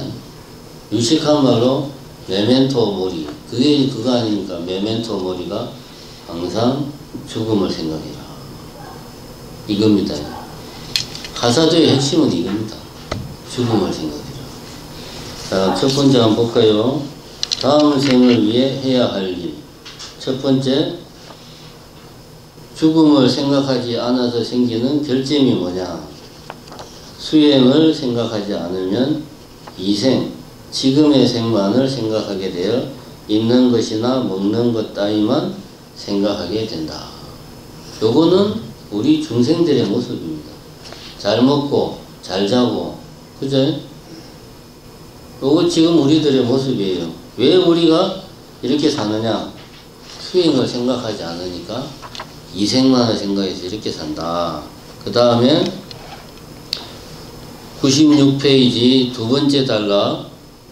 사는 동안 오로지 입는 것, 먹는 것, 명예 따위에만 집착하는 것은 무상을 생각하지 않기 때문이다. 그럼 이 말을 반대로 표현하면 무상을 생각하지 않으면 사는 동안 오로지 입는 것, 먹는 것, 명예 따위에만 집착한다. 그런 말이죠. 그러면 이 말을 무상을 항상 염두에 두면 사는 동안 입는 것, 먹는 것, 명예 따위에 집착하는 생각을 버리게 된다. 이렇게 표현할 수 있죠. 자, 그러면 이제 그 다음 넘어가면 무상을 생각한다는 게 뭐냐? 무상을 생각한다는 게 뭐냐? 그 다음 단락을 봅시다. 죽게 된다는 생각은 누구나 다 한다. 찾았습니까? 하지만 누구나 오늘은 죽지 않을 것이라고 생각한다. 바로 내일 죽을 사람도 마찬가지다. 바로 이런 생각이 수행조차도 다음으로 미루게 하여 나태한 마음을 생기게 한다.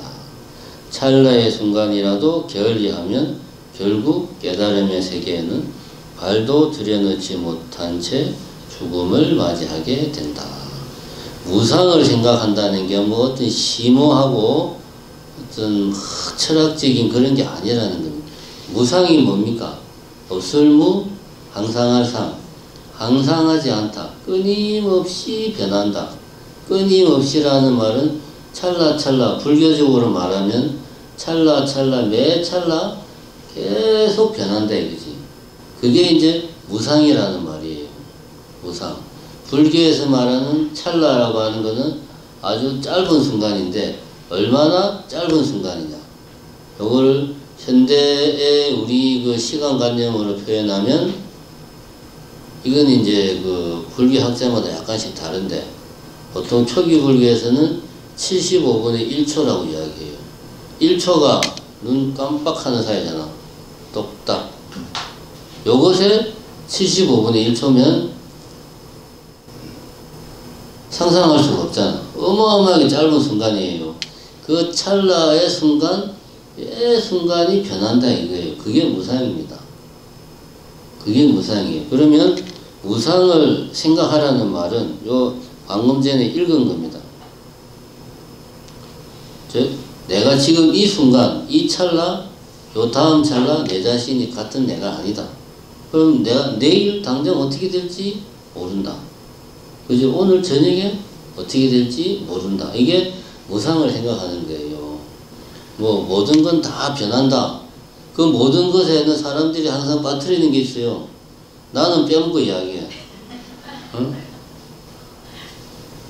다른 뭐 이런 동물들이나 이런 것들은 다 잘못되면 죽고 하는 걸 아는데 나는 거기에서는 예외야. 죽는다고 해도 먼 훗날, 언제라고 말할 수 없는 먼 훗날의 일로 생각을 해요. 근데 무상을 생각한다는 말은 그게 아니고 다시 말하면 죽음을 생각하는, 누구의 죽음? 나의 죽음. 내가 내일 아침에 눈을 뜰 수 있을지 없을지 나도 모른다. 이게 바로 무상을 생각하라는 겁니다. 무상을 생각하지 않으니까 당장의 즐거움, 입는 것, 먹는 것, 명예 따위에 집착을 한다. 그래서 가사도 수행에서 제일 첫 번째는 무상을 생각하는 것, 이꼴 죽음을 생각하는 것. 이것이 가장 첫 번째, 가장 중요한 우리로 하여금 깨달음을 위한 수행으로 나서게 하는 가장 중요한 포인트라는 거죠. 자, 그러면 그 다음에 글자가 잘 안 보여. 97페이지에 보면 97페이지 두 번째 줄에 완전한 수행을 하고 싶으면 이생에 대한 집착을 버려야 한다. 우리가 앞에 무상을 생각하지 않으면 지금 생에 집착한다고 했잖아요. 그죠? 입는 거, 먹는 거, 명예 같은. 그러면 이생에 대한 집착을 버리는 거는 뭘 말하는 거냐? 여기서 그럼 이생에 대한 집착을 버리는 것은 가난해지라는 말이 아니고 말 그대로 이것저것 다 모든 집착을 버리라는 그런 말이 아니고 뭐다? 사바세계의 8가지 법에 대한 집착을 버리는 것이다.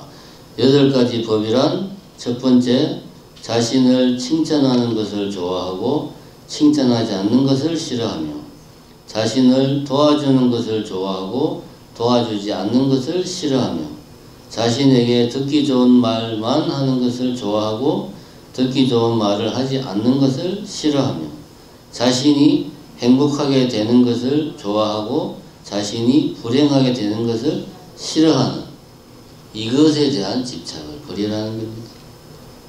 그죠? 5만원짜리 패딩 사는데 돈 아까워서 벌벌 떨어서 3만원짜리 패딩을 사라는 이야기가 아니고 이 이야기는 자기에 대한 집착을 버리라는 겁니다. 그것도 아주 구체적으로 칭찬받는 거, 뭐 싫은 소리 듣는 거, 좋은 소리 듣는 거, 이런 것들에 대한 집착을 버리라는 이야기. 8가지 아주 구체적으로 나오고 있습니다. 자신에 대한 집착을 버리는 것이 이생에 대한 집착을 버리는 거다. 그것이 곧 뭐다? 무상을 생각하는 것이다. 또 역으로 말하면 무상을 생각하면 내 안에 자기 자신에 대한 집착을 버리게 된다. 당연하죠. 내일 내가 어떻게 될지 모르는데 이런 허망한 내 자신에 집착한다는 게 말이 안 되잖아요.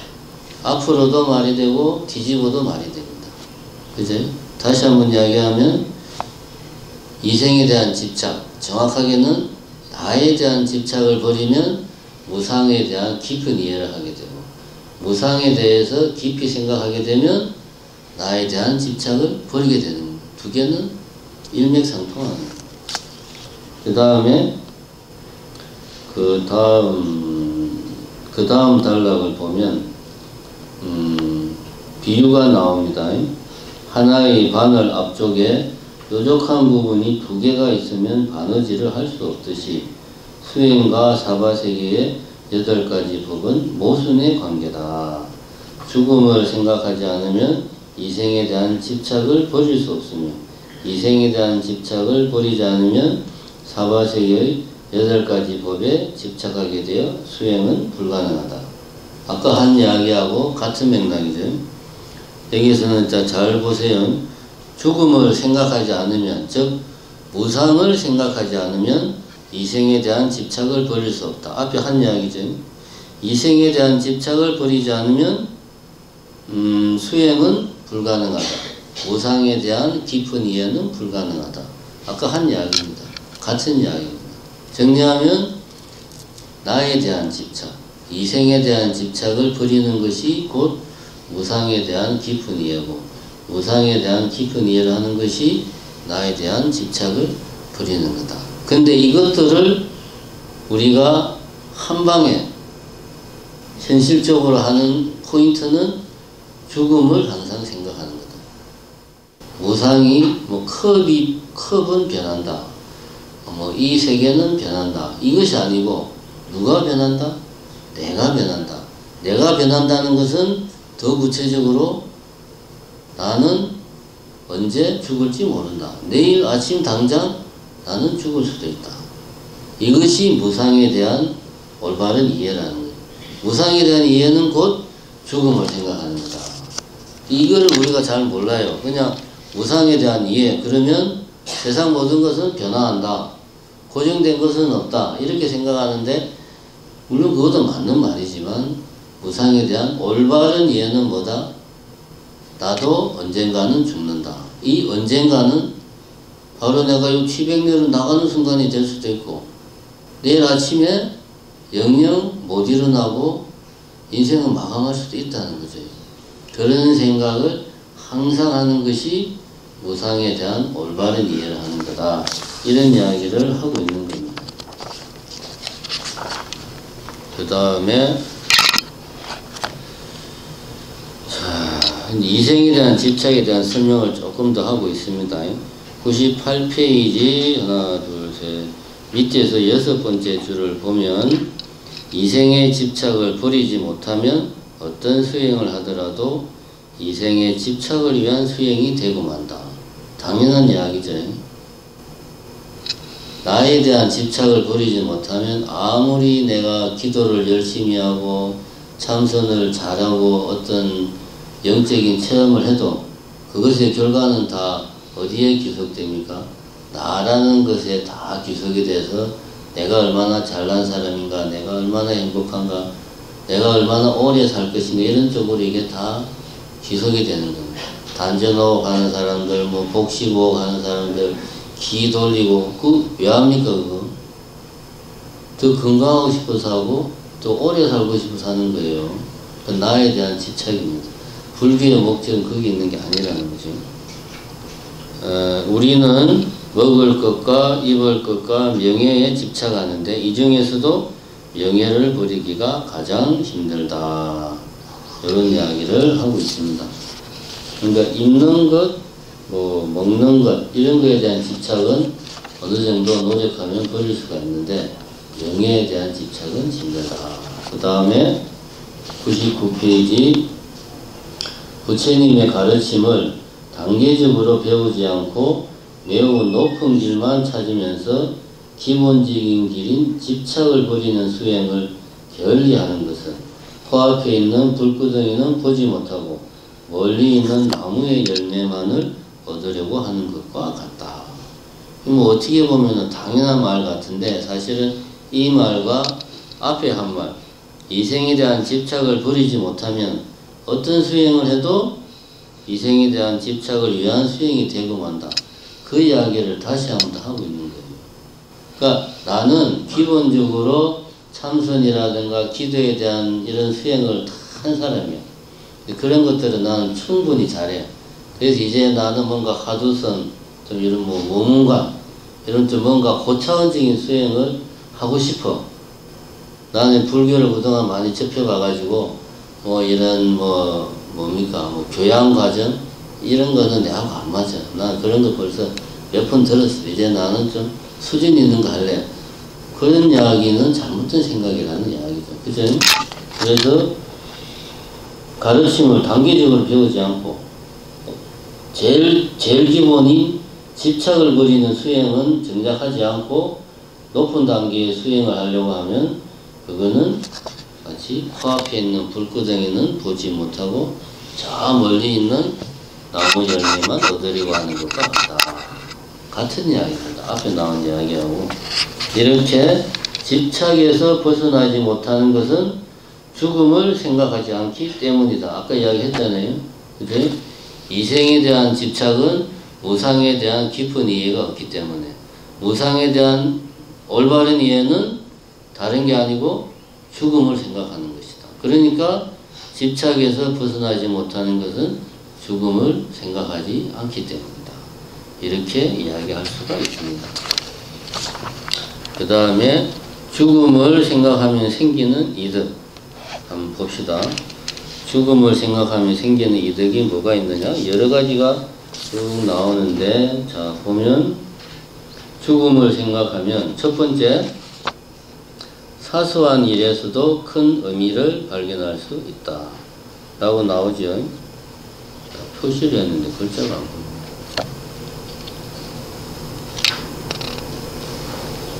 어디갔냐?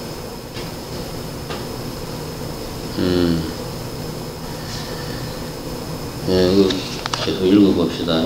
죽음과 무상을 아는 것이야말로 최고의 인식이라고 말씀하셨다. 죽음을 생각하야만 이 생에서 바르게 수행하게 되고, 두 번째, 세 번째, 다음 생에 좋은 곳에 태어나기 위해 계율을 지키고 보시하고 인역할 뿐만 아니라, 이게 세 번째죠. 네 번째, 하사, 중사, 상사의 길을 차례로 배우게 될 것이다. 이렇게 죽음을 생각하면 이런 이득이 있다 하는 겁니다. 그 다음에 제일 밑에 줄에 보면 죽음을 생각하는 것은 탐진치의 삼독을 없애는 데도 큰 힘이 된다. 덕행을 쌓는 데도 큰 힘이 된다. 이렇게 죽음을 생각하게 되어 생기는 힘은 망상과 허물을 부수는 망치와 같다. 또 세 가지를 더 이야기합니다. 첫 번째는 탐진치 삼독을 없애고, 두 번째는 덕행을 쌓는 데 큰 힘이 되고, 세 번째는 망상과 허물을 부수는 망치가 되고. 왜 그러냐 하면은 결국 죽음을 깊이 생각하는 것은 집착을 없애는 수행이라는 거지. 죽음에 대한 생각은 집착을 깨는 수행이라는 거지.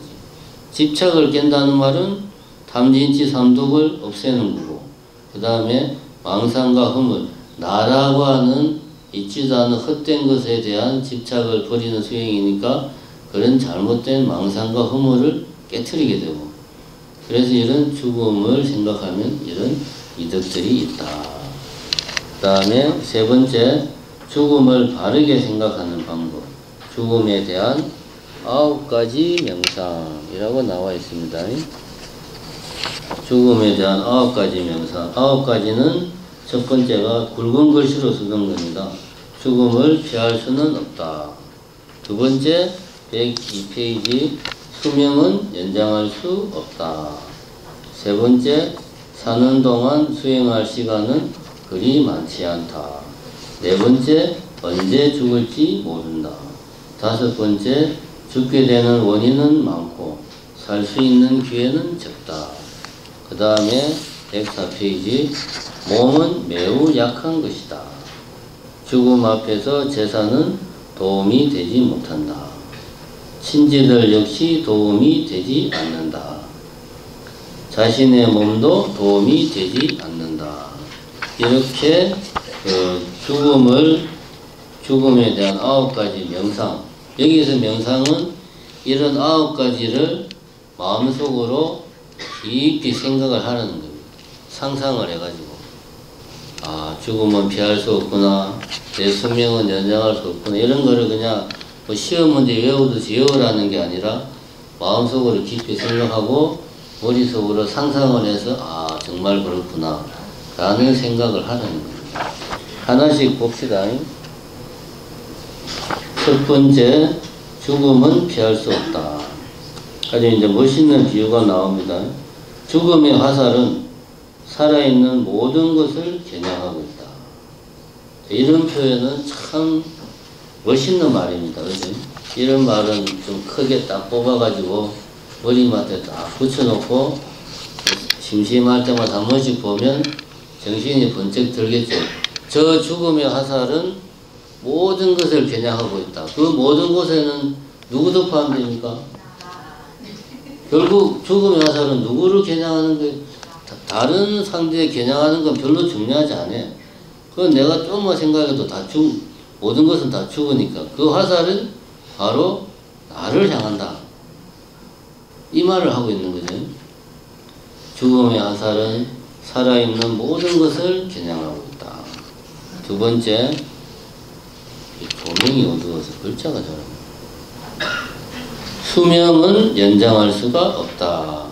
이 말은 무슨 말이냐면, 이 말은 예를 들면 이런 말이냐, 예를 들면 어떤 신적인 존재, 절대적인 존재가 나의 수명은 60살로 딱 정해놨어. 결정이 돼 있어. 근데 내가 아무리 체력 단련을 열심히 하고 뭐 식생활 관리를 하고 해도 60살이 되면 아주 건강하다가 60살이 되는 순간 죽는다. 이게 아닙니다. 여기서 하는 말은 인과와 무관하게 수명을 연장할 수 없다 이거예요. 예를 들어서 내가 전생에 그 전생에 선업을 이만큼 지어서 내 안에 복덕이 많이 쌓였다. 그게 이제 어떤 내 안에 어떤 정해진 수명이 있다고 하자. 그럼 거기에는 예를 들면 내가 체력을 단련하게 하는 노력, 뭐 다이어트, 식생활 관리 다 포함되는 겁니다. 그 내가 쌓은 선업과 복덕에 무관하게 내가 예를 들어서 어떤 뭐 엄청나게 비싼 불로장생약이라고 하는 엄청나게 좋은 약을 먹고 이 약을 먹으면 수명이 50년 늘어납니다. 그 약을 딱 먹으면 수명이 50년 늘어나느냐? 그런 게 아니라는 거죠. 이 이야기는 인과와 무관하게 수명이 연장되거나 인과와 무관하게 수명이 줄어들거나 그런 거는 아니다. 그래서 수명은 연장할 수는 없다. 이 앞에는 인과와 무관하게 라는 말이 빠져 있습니다. 우리가 이거를 이제 단순하게 보면 마치 각 사람들의 수명은 결정되어 있는 것처럼 생각할 수가 있어요. 그게 아닙니다. 결정되어 있긴 한데 인과와 연관지어서 수명이 정해져 있다는 그런 이야기죠. 그 다음에 사는 동안 수행할 시간은 그리 많지 않다. 103페이지에 보면 많은 사람들이 실로 많은 사람들이 수행해야지 하는 마음만 먹고는 실천하지 못하거나 제대로 못했다고 후회하는데 우리는 이를 보면서 자신의 현재를 살필 수 있어야 한다. 이 바로 이제 우리 자신을 이야기하는 거 아닙니까? 수행해야지 하면서 안 하는 거죠. 이거는 불교적으로 이야기하면 수행의 공덕을 내가 안 쌓는 거예요. 수행해야지 생각한다고 해서 내 안에 공덕, 공이라고 하는 것은 계속 강조하지만 공을 들이는 거예요. 내가 노력을 해야지 더 어떤 가능성이나 힘이 내 안에 쌓이는 겁니다. 공을 들이지 않으면 쌓이는 것도 없어요. 생각만 하면, 물론 이제 생각만 해도 쌓이긴 하겠죠. 근데 그거는 미미하겠죠. 그래서 내가 공덕을 쌓지 않고 좋은 과보를 바라는 것은 잘못된 생각이 됩니다. 내가 좋은 과보를 받으려면 공덕을 쌓아야 돼. 정 안 되면 나는 뭐 시간도 없고 가진 게 돈밖에 없다. 그러면 돈으로 보시를 하든가. 이게 사실은 제일 편한 겁니다. 우리는 그게 뭐 대단한 거라고 생각하는데 사실은 그게 제일 편한 거예요. 언제 죽을지 모른다. 계속 이야기한 겁니다. 죽게 되는 원인은 많고 살 수 있는 기회는 적다. 뭐 같은 이야기입니다. 이 뒤에 나오는 거는 이제 또 읽어보면 무슨 이야기인지 느낌이 딱 오는 겁니다. 몸은 매우 약한 것이다. 이 이야기를 한번 봅시다. 몸은 매우 약한 것이다. 여기 두 번째 단락에 보면 중요한 것은 찾았습니까? 중요한 것은 104페이지 세 번째 단락 두 번째 줄 중요한 것은 특별한 수행의 장소나 때가 있는 것이 아니라는 사실이다. 다가오는 순간순간을 수행자의 자세로 살면 범사가 수행일 수 있는 것이다. 이렇게 볼 때 우리가 수행하지 않는 것은 모르기 때문이 아니라 행동하지 않기 때문이다. 이걸 제가 계속 강조하는 이야기죠. 그죠? 특별한 수행의 장소나 때가 있는 게 아니고 항상 24시간 수행은 언제든지 어디서나 할 수 있는 거다. 근데 내가 안 하는 것은 말 그대로 하지 않기 때문에 몰라서 안 한다는 건 말이 안 된다. 수행이 그렇게 어려운 것이 아니다. 여기 나오잖아요. 우리가 수행하지 않는 것은 모르기 때문이 아니라 행동하지 않기 때문입니다. 공덕을 쌓아야 과보가 있다. 공덕을 쌓지 않고 과보를 바라서는 안 된다. 너무나 당연한 이야기인데 우리가 간과하고 있습니다. 왜 간과하고 있느냐? 수행에 대해서 이런 것만 수행이라고 생각합니다. 뭐 참선하거나 자선을 하거나 경전 공부를 열심히 하거나 뭐 절을 열심히 하거나 이런 것만 수행이라고 생각하고, 아이고 수행하려면 이런저런 준비도 해야 되고 시간도 있어야 되고 좀 경제적인 여력도 있어야 되고, 이거 다 핑계거리다 이거지.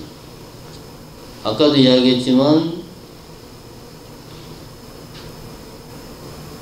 대웅전에서 주차장까지 걸어가는 것도 내가 수행으로 생각하면 수행이고, 그죠? 그렇게 마음을 먹으면 다 수행이 될 수 있다. 그러니까 왜 수행을 안 하냐? 안 하기 때문에 안 한다. 이런 게 갖추어져야 된다. 이거는 잘못된 생각이다. 그런 이야기입니다. 죽음 앞에서 제사는 도움이 되지 못한다. 당연한 이야기죠. 신지들 역시 도움이 되지 못한다. 역시 당연한 이야기입니다. 죽을 때는 자기 혼자 가는 거니까.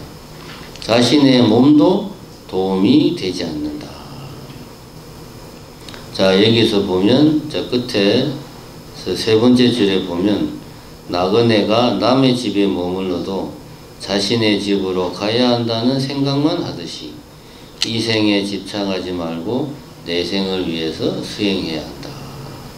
그러니까 우리가 여기서 자신의 몸이라고 하는 것은 바로 자기 자신을 말하는 건데, 우리가 가지는 가장 큰 잘못된 생각은 바로 이 몸이 내라고 생각하는, 이게 아주 잘못된 생각이에요. 근데 왜 우리가 이런 잘못된 생각을 하느냐?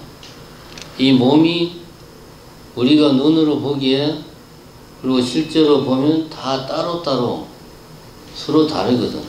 나는 이 몸뚱아리는 여기 있고 우리 템플 팀장 몸뚱아리는 저기 있고, 그지? 내 눈에는 템플 팀장 몸뚱아리가 보이고, 이게 서로 달라. 아, 서로 다르구나. 이게 내구나. 라고 상식적으로 우리는 그냥 이해를 해요. 그래서 내 몸과 내 자신을 일치시키기 때문에 모든 많은 어떤 번뇌와 고통과 집착이 나오는 거예요.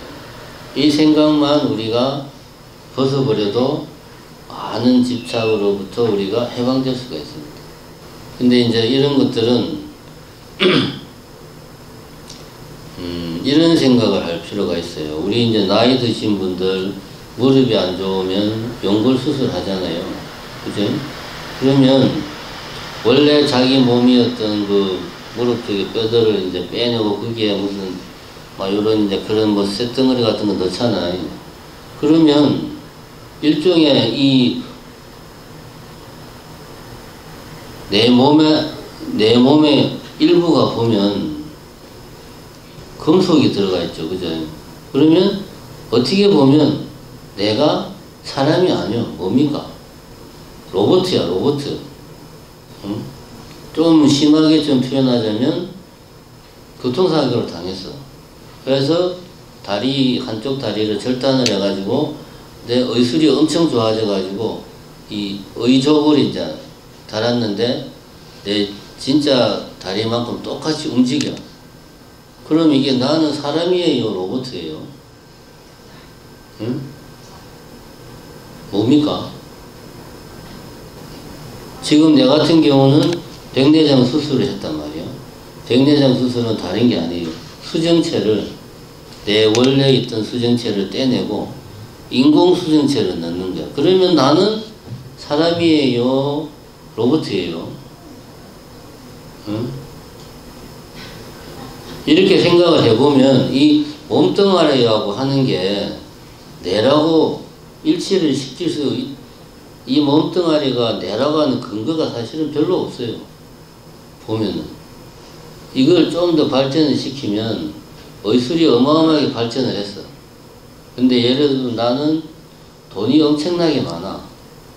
가진 게 돈밖에 없어. 근데 나이가 70, 80이 돼가지고 몸뚱아리가 늙었어. 근데 의술이 발달해가지고 전부 다 팔도 새로 바꾸고, 응? 그죠? 다리도 새 걸로 바꾸고 다 바꿨어요. 그럼 이게 나요, 내가 아니오? 헷갈리죠? 헷갈린다는 거는 애초에 전제가 잘못됐다는 거야. 애초에 이 몸뚱아리는 내다라고 하는 생각 자체가 잘못된 거예요. 몸뚱아리는 내도 아니고 내 아닌 것도 아니에요. 이거는 그냥 탄소, 탄소, 인, 칼슘, 질소 이런 것들의 덩어리일 뿐이에요. 이거는 그냥 내하고는 아무 상관없는 거예요. 근데 이거를 굳이 연결시키니까 지금 같은 이런 문제가 나오면 헷갈리는 거지, 진짜. 어디까지가 내냐. 어디부터 내다라는 것 자체가 없으니까 어디까지가 내라는 것도 성립이 안 되는 겁니다. 이게 이제 앞으로 계속 의술이 발전하기 때문에 이런 문제는 우리가 조만간 이런 문제 우리 일상에서 닥치게 될 겁니다. 당장 예를 들면 요즘 AI가 엄청 발달한단 말이지. 그리고 이 로봇 기술도 발달한다 이거지. 그럼 두 개가 결합을 하면 진짜 자기 스스로 생각하는 로봇을 누군가 발명을 했어요. 그럼 이 로봇가 어느 날 새벽에 이제 주인이 탁 전원을 넣어서 파워를 딱 전원을 딱 켰는데 그 순간 나는 누구인가 이런 생각 하지 말라는 보장이 없어요. 나는 로봇인가 사람인가 이런 고민을 하지 말라는 법이 없습니다. 그죠?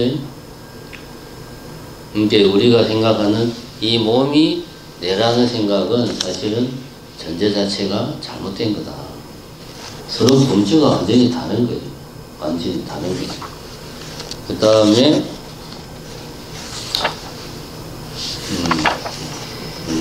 보시면 55분이면 자 그러면 오늘은 사막도의 고통과 여기까지만 하고 끝내겠습니다. 106페이지에 보면 자 사막도의 고통과 삼선치의 고통이라고 나옵니다. 첫 번째 죽음의 순간에 대한 명상. 지금 쭉 여러 가지 말들이 나오는데 중간에 두 번째 단락 누군가 죽으면 그 세 번째 줄 위에 사람들이 시체라고 부르는 것은 찾았습니까? 사람들이 시체라고 부르는 것은 다른 것이 아니고 바로 자신의 몸이다. 라고 밀라리빠께서 말씀하셨다. 그러니까 내 몸하고 우리가 시체라고 말하는 거하고 화학적으로 다른 게 하나도 없다라는 이야기입니다. 사실이 그렇잖아요. 내 이 육체를 구성하는 원소들과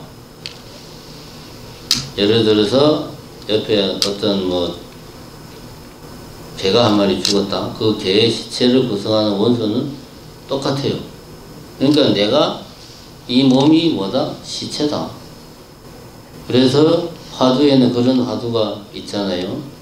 이 시체를 끌고 다니는 놈이 누구인가? 라는 화두가 있습니다. 그러니까 내 몸이 바로 시체예요. 화학적으로도 전혀 틀리지가 않습니다. 단지 우리는 시체 하면은 어떤 뭔가 죽음에 대한 두려움 이런 선입견이 있을 뿐이에요. 전혀 다르지가 않다. 그래서 밀라레파가 사람들이 시체라고 부르는 것은 다른 것이 아니고 바로 자신의 몸이다. 라고 뭘 하라? 죽음의 순간에 대해서 명상을 하라 입니다. 라고 내 몸에 대해서 이 몸뚱아리가 바로 시체구나 라고 명상을 하라는 것. 그 다음에 밑에서 두 번째 줄에 보면 옛날에 인도나 티베트의 유명한 스님들이 사람의 종아리뼈나 해골점을 지니고 있었던 것은 다른 이에게 무서움을 주기 위해서가 아니고 항상 자신의 죽음을 생각하기 위한 것이었다. 그 해골도 전에는 한 사람의 머리였으며 고집으면 아프다고 소리치던 것이며 귀여움을 받기도 했던 것이다. 상상이 되죠? 그럼 이거를 이렇게 상상을 하세요.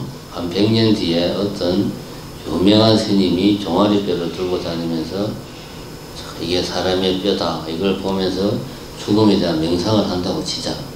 근데 그 종아리뼈가 누구 거냐? 내 거야. 응? 그런 상상을 하시라고. 알겠습니까? 남의 종아리뼈가 아니고 내 해골을 들고 누군가가 죽음에 대한 명상을 한다. 이런 상상을 하면 자다가도 정신이 번쩍 됩니다. 우리가 언제 한번 내 해골이 어떻게 생겼을까 생각해 본 적이 있습니까? 내 종아리뼈가 어떻게 생겼는가? 물론 엑스레이 뼈 찍으면 나오지만 그거는 사진이에요.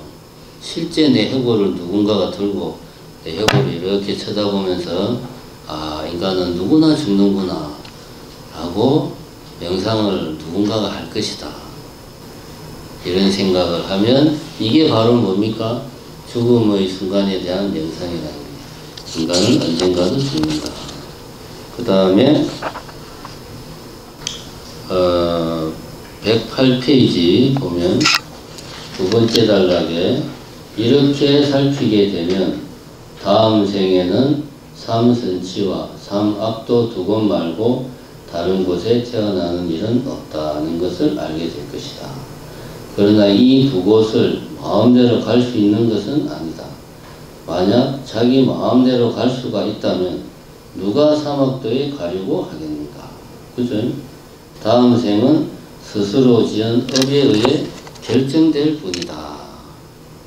이렇게 살피게 되면이라는 말은 앞에서 말했듯이 죽음에 대해서 내가 명상을 하고 내 몸과 내 자신에 대해서 명상을 하게 되면 내가 다음 생에 갈 곳은 그렇죠. 지옥, 악이, 축생, 인간, 아수라, 천상 6개 중 어느 한 군데로 태어나겠지. 그죠? 근데 그것을 내가 여기 가고 싶다, 저기 가고 싶다 라고 선택할 수 있는 게 아니라는 거죠. 나의 업에 따라 결정될 뿐이다. 근데 이 말은 정확하게 말하면 선택하는 겁니다. 왜냐? 내가 어떤 업을 짓느냐에 따라서 내 다음 생이 결정된다는 이야기거든. 그럼 내가 어떤 업을 지을 것인가는 내가 선택할 수 있어요. 그건 내가 결정하는 거야. 그러니까 엄밀하게 따지면 내가 다음 생에 어떻게 살 것인가는 지금 내가 어떤 업을 짓는가에 따라서 결정되니까 내 마음대로 결정할 수 있는 거예요. 그죠? 굳이 말하면 그렇습니다. 근데 여기서 마음대로 갈 수 있다는 거는 인과응보의 원리를 무시하고 평생 놀다가 죽을 때 다 돼가지고 아, 나 천상에 태어나고 싶어 이렇게 백날 빌어봐야 부처님이 들어주냐 안 들어준다는 이야기입니다. 그죠? 그리고 평생을 내가 정말 열심히 부지런히 보시 많이 하고 교율 지키고 살았어. 죽는 순간에 아, 나 잘못 살았어요. 나 지옥에 떨어질래. 아무리 빌어도 지옥에 안 떨어진다. 내가 지은 업에 따라서 간다. 그러니까 내 마음대로 마음먹은 대로 다음 생이 결정될 수 있다는 거예요. 이 생각은 상당히 중요한 거예요. 업에 따라 결정된다는 말은 뭔가 내 의지하고는 무관한 것처럼 느끼잖아요. 그죠? 내가 할 수 있는 거 하나도 없는 것 같아. 결정된다는 말 때문에. 근데 그게 아닙니다. 내가 어떤 행동을 하느냐는 내가 결정하는 거예요. 내 마음대로 하는 거예요. 그러니까 내 인생은 내 마음대로 할 수 있는 거예요. 우리가 흔히 그런 말 하잖아. 내 인생은 나의 것. 그죠? 내 운명은 내가 결정한다. 맞는 말이에요. 단지 매 순간, 매 찰나, 아까 찰나 이야기 했죠? 75분의 1초. 매 찰나 내 자신을 놓치지 않아야 돼. 내가 뭘 하는지를 놓치지 않고 잘 살피고 올바르게 살아야 내 마음대로 내 인생을 개척할 수 있는 거예요. 그게 아니고 하루 종일 아무 생각 없이 살다가 잘 때 돼가지고 부처님 나 천당에 극락가게 해주세요. 이거 아니라는 거지. 그죠? 이거는 인생을 날로 먹는 거다. 이렇게 살면 안 되는 거예요. 자, 사막도의 고통. 사막도의 고통에는 109페이지 사막도에는 지옥, 악의 축생 세 가지가 있다. 이야기가 나옵니다. 아주 이 뭡니까? 아주 생생하게 쭉 109페이지부터 보면은 아주 생생하게 묘사를 하고 있습니다. 그 다음에 110페이지에 보면 자세한 내용은 여러분들이 읽어보시고요. 110페이지에 세 번째다가 우리는 불지옥이 멀리 있다고 생각하지만 지금 이곳과 지옥의 경계는 숨 한번 내쉬고 들이쉬는 순간에 결정된다. 지금 우리의 한 발은 이미 지옥에 있는 것이나 다름없다. 지금 이 순간에도 사막도에 떨어질 인연을 만들고 있다면 말이다. 제가 방금 전에 한 말이지. 이 순간 내가 악업을 지으면 그 악업으로 인해서 나는 지옥 가는 인연을 그때는 공덕의 표현을 쓰면 어쨌든 그 과보를 쌓는 거잖아. 그지? 그러니까 지금 이 순간이 지옥이야. 지금 이 순간 내가 선업을 지어서 내 안에 선업의 공덕을 쌓으면 지금 이 순간이 극락이에요. 그러니까 내 운명은 내가 결정할 수 있다. 단 이 순간 내 자신을 내가 잘 살피고 내 자신을 내가 통제할 수 있을 때 가능한 이야기다. 제가 방금 전에 한 이야기는. 그래서 이 말을 확장하면 지옥과 천당이 따로 있는 게 아니고 지금 이 순간이 지옥이고 지금 이 순간이 극락이라는 이야기가 내 마음먹기 나름이다. 이 말이 아니고 뭡니까? 내가 선업을 지으면 이 세계는 궁극적으로는 극락이고 내가 악업을 지으면 이 세계는 궁극적으로 지옥이 되는 겁니다. 내가 지옥이다 생각하니까 지옥인 게 아니고 내가 극락이다 생각하니까 극락인 게 아니에요. 안 할 말로 뜨거운 뭡니까? 사우나 안에 한 30분 동안 있으면서 여기는 시베리아다. 백날 마음속으로 체면 걸어봐야 시베리아가 됩니까 그게? 안 되지. 그러면 사람이 더워 죽죠. 그런 이야기를 하는 건데 이거 무슨 이야기인지를 잘 알아야 돼요. 세상은 마음먹은 대로 되는 게 아닙니다. 그 말 뜻을 정확하게 알아야 돼요. 행동으로 결정되는 선업을 지으면 선업대로 과보를 쌓는 거고. 그 다음에 나머지는 이제 아주 생생한 이야기들 표현들이 쭉 나오니까 읽어보면 이 상상력을 자극하는 이야기들이 나옵니다. 오늘은 하사도 수행에 대해서 우리가 다음 생을 위해서 해야 될 일을 찾아보자. 그것은 뭐다? 죽음에 대해서 생각하라.